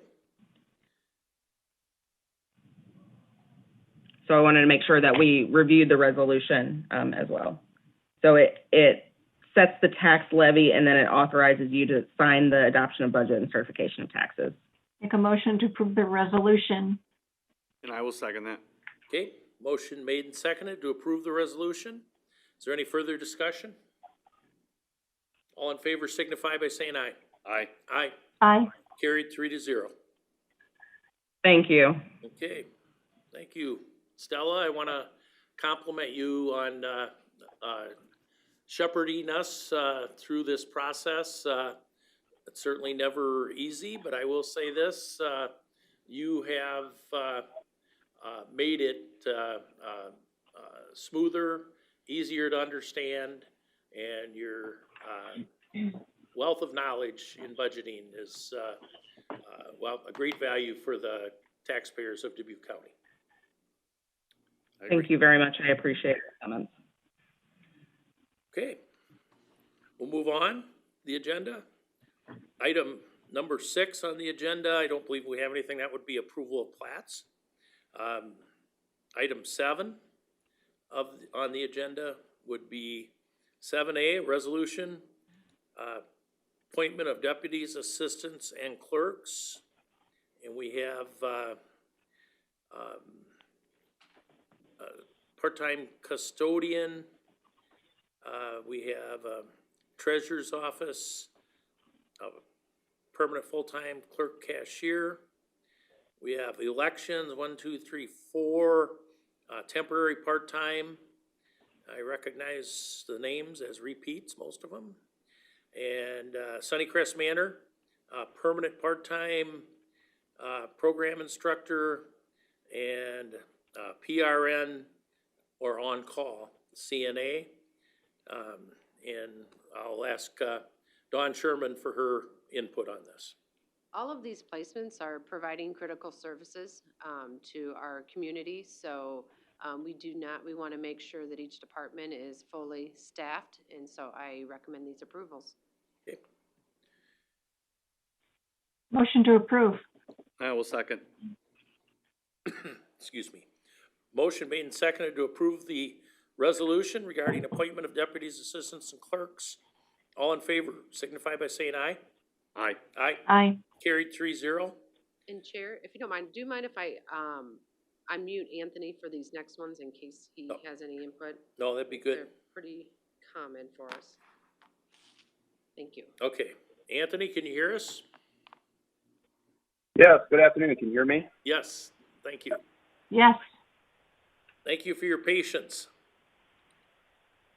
Okay, item 7B, resolution to approve the amended FY20 secondary road budget and FY21 secondary road budget to be submitted to the Iowa Department of Transportation. So we have, Anthony, you have any comments? Okay, so what you approved just a minute ago with our overall budget, as a part of that is the secondary roads budget. And so from there, we have to put it into Iowa DOT format and send it over to the DOT for final approval.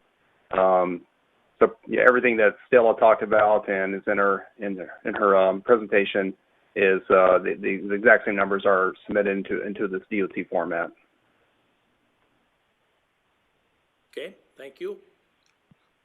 Questions? I'll make a motion to approve the resolution. Second. Motion made and seconded to approve the resolution for the amended FY20 secondary road budget and the FY21 secondary road budget to be submitted to the IDOT. All in favor signify by saying aye. Aye. Aye. Aye. Carried, 3-0. Next up, 7C, is a resolution to approve the temporary delayed travel restrictions of county roads, April 18th, 2020, for the first ATV, UTV, Family Friends Ride event. That's 7C. And this application was filed in March 8th. A lot has changed since then, so I will make a motion to deny the request. Second. Okay. Motion made and seconded to deny the request. And is there any discussion? Obviously, it's probably against I think it's state law, because yeah. they're expecting 24 to 40 people to right. gather, and obviously, yeah, most likely they would pull it back if right. it hadn't been sent to us. Right. Okay, motion made and seconded to deny. All in favor signify by saying aye. Aye. Aye. Aye. Carried 3-0.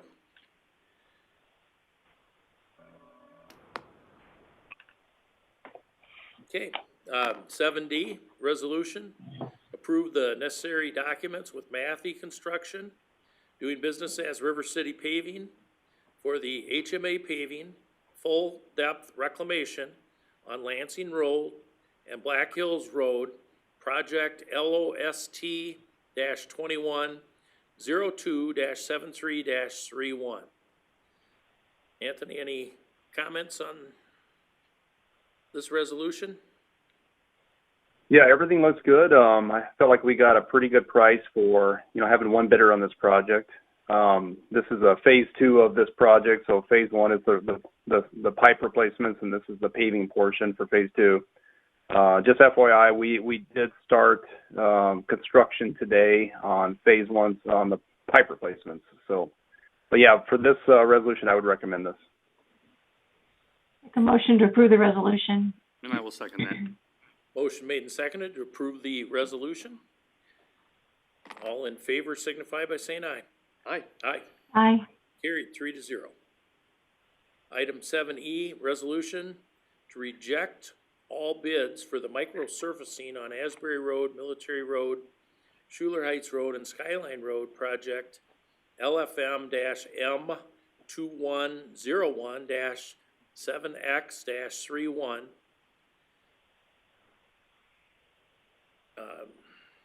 I guess that's it. Anthony, any explanation on this?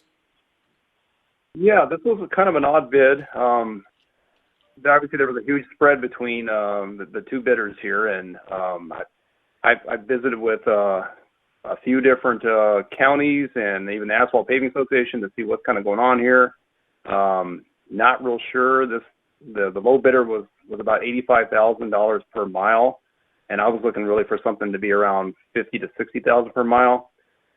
So for what we'd be paying for this product, I just didn't feel comfortable accepting this price. So I'm going to recommend we reject this. Okay. I'll make a motion to approve the resolution that rejects all the bids. Second. Okay, motion made and seconded to approve the resolution rejecting the bids for the micro surfacing projects. Is there any discussion? All in favor signify by saying aye. Aye. Aye. Aye. Carried 3-0. All right, next up is 7F, resolution approving delegate for signing necessary documents with Matthew Construction, doing business as River City Paving for the HMA resurfacing with milling and pipe culverts project on Monastery Road, project C-031-107-55-31. Anthony, any comments on this? Yeah, so the Iowa DOT has now given us the option to have the board approve a designation or designate to sign the contract. Chairman Baker, as you remember from last year, we had to have you go into Doc Express and jump through all those hoops to sign the contract. And a lot of counties struggled with that process, so now they've given us the option to have the board approve a delegate to act on their behalf and sign the contract. So if you so choose, you can designate me to go through the Doc Express process and have it all signed and approved. Okay. Is this referred to as the Dave Baker lack of technology rule? No, I would say you did a very good job last year, and we're far ahead of what other counties are doing. Okay. I'd heard that through our county association. Yeah. So the tech companies will be calling? They might be. All right. So we have the resolution to approve the delegate for signing necessary documents with Matthew Construction for the HMA resurfacing with milling and pipe culverts on Monastery Road. And I read the projects already. So. I'll make a motion to approve the resolution. Second. Motion made and seconded to approve the resolution. All in favor signify by saying aye. Aye. Aye. Aye. Carried 3-0. Okay, 7G is a resolution to approve the delegate for signing necessary documents with Matthew Construction, DBA River City Paving for the HMA resurfacing, full depth reclamation and pipe culverts project on Wapaton Road, project FM-C031-108-55-31. Anthony, this would be similar, right? Same thing? Yes, sir, similar. Yep. What's your pleasure? I'll make a motion to approve the resolution. Second. Okay. Motion made and seconded to approve the resolution. All in favor signify by saying aye. Aye. Aye. Aye. Carried 3-0. All right. 7H is a resolution approving delegate for signing necessary documents with Matthew Construction, doing business as River City Paving for the HMA resurfacing, pipe culverts, and RCB new single box culvert project on Dyersville East Road, project FM-C031-109-55-31. I'll make a motion. Motion to approve. I will second that. Motion McDonough, seconded Wickham. All in favor signify by saying aye. Aye. Aye. Aye. Carried 3-0. Okay, 7I, resolution. Approve plans and specifications for the 2020 culvert replacements on various roads. Project L-C-2102-73-31. This is 7I. Anthony, any explanation on this? So we have 7 different culvert locations around the county that just they're a little too much for our own maintenance crew to handle. They're very deep culvert situations, so we're choosing to contract these out. Locations are Fisher Road, Mitchell Mill Road, St. Joe's Prairie, Edval Lane, Hilton Hill, and Streff Road. Okay. I will make a motion to approve the resolution. Second. Motion made and seconded to approve the resolution. Anthony, I just had a question on that Johns Creek Road. I know we're not replacing the box culvert. Is that something that we're gonna handle with our own crew? Yes, we will. Okay, all right. Okay, motion was made and seconded to approve the resolution. All in favor signify by saying aye. Aye. Aye. Aye. Carried 3-0. All right, next up is item 8 on the agenda, communications. We have proof of publication for zoning cases. Make a motion to approve the proof of publication. And I will second that.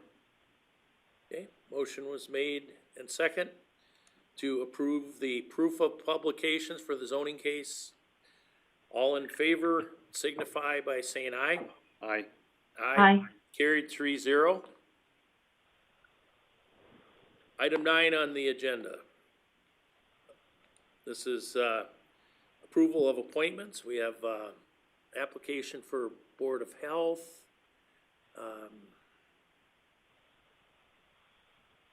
Susan Stroud? Susie Stroud. Susie Make a Stroud. motion to approve the application of Susie Stroud for the Board of Health. And I will second that. Motion made and seconded to approve the application, Susie Stroud, for the Board of Health. Any discussion? Hearing none, all in favor signify by saying aye. Aye. Aye. Aye, carried 3-0. Okay, 9B is current vacancies. Dawn, anything in particular there, just for our information? All right. Item 10 would normally be personnel requisitions, there are none. 11 would be tabled and pending items. There should be very few of those as we're meeting quite often, which is good. Item 12, public comments. At this time, anyone may address the board on matters of which are of concern to that person or which are not on the agenda. Please go to the podium, state your name and home address if you're here in the supervisor's chambers. If not, you can raise your hand on Zoom and make your comment. However, no formal action may be taken on your comments at this time because of notice requirements. So this is commenting on things which are not on the agenda. So Chair Pearson Baker, if I make a comment, if somebody on Zoom is unable to raise their hand, if they want to just send me a chat to You say could me. unmute them all too. if What's you that? want. Or unmute Since them there's all? only 15 or so. I mean, unmute them all. You gotta mute do that. everybody. We're gonna See, that way you're safe. We're gonna have Don Sherman unmute everyone. All right, everybody is unmuted. They might have background noise if you. If anybody would like to speak in public comments, now would be the time to do that. And if you are gonna speak, please state your name and give your address. Hearing none. Next item on the agenda would be, A motion to, You are muted. a motion to recess, right? Or adjourn, well, Wednesday's adjourn. We have a scheduled on Wednesday. Is it already scheduled? No, we haven't. You are unmuted. Motion to recess then. okay, there's a motion to recess. Is Ann, Ann, are you still on? Oh, she's muted, sorry. Okay. Second. Supervisor McDonough, did you second it? I did. Okay, thank you. We are, motion made and seconded to recess, and it's Wednesday at 10 a.m., is that correct? Yeah, okay. We'll have an agenda out by 10 All tomorrow in morning. favor of the motion to recess, signify by saying aye. Aye. Aye. Aye, carried 3-0. Thank you all, good night, and be well.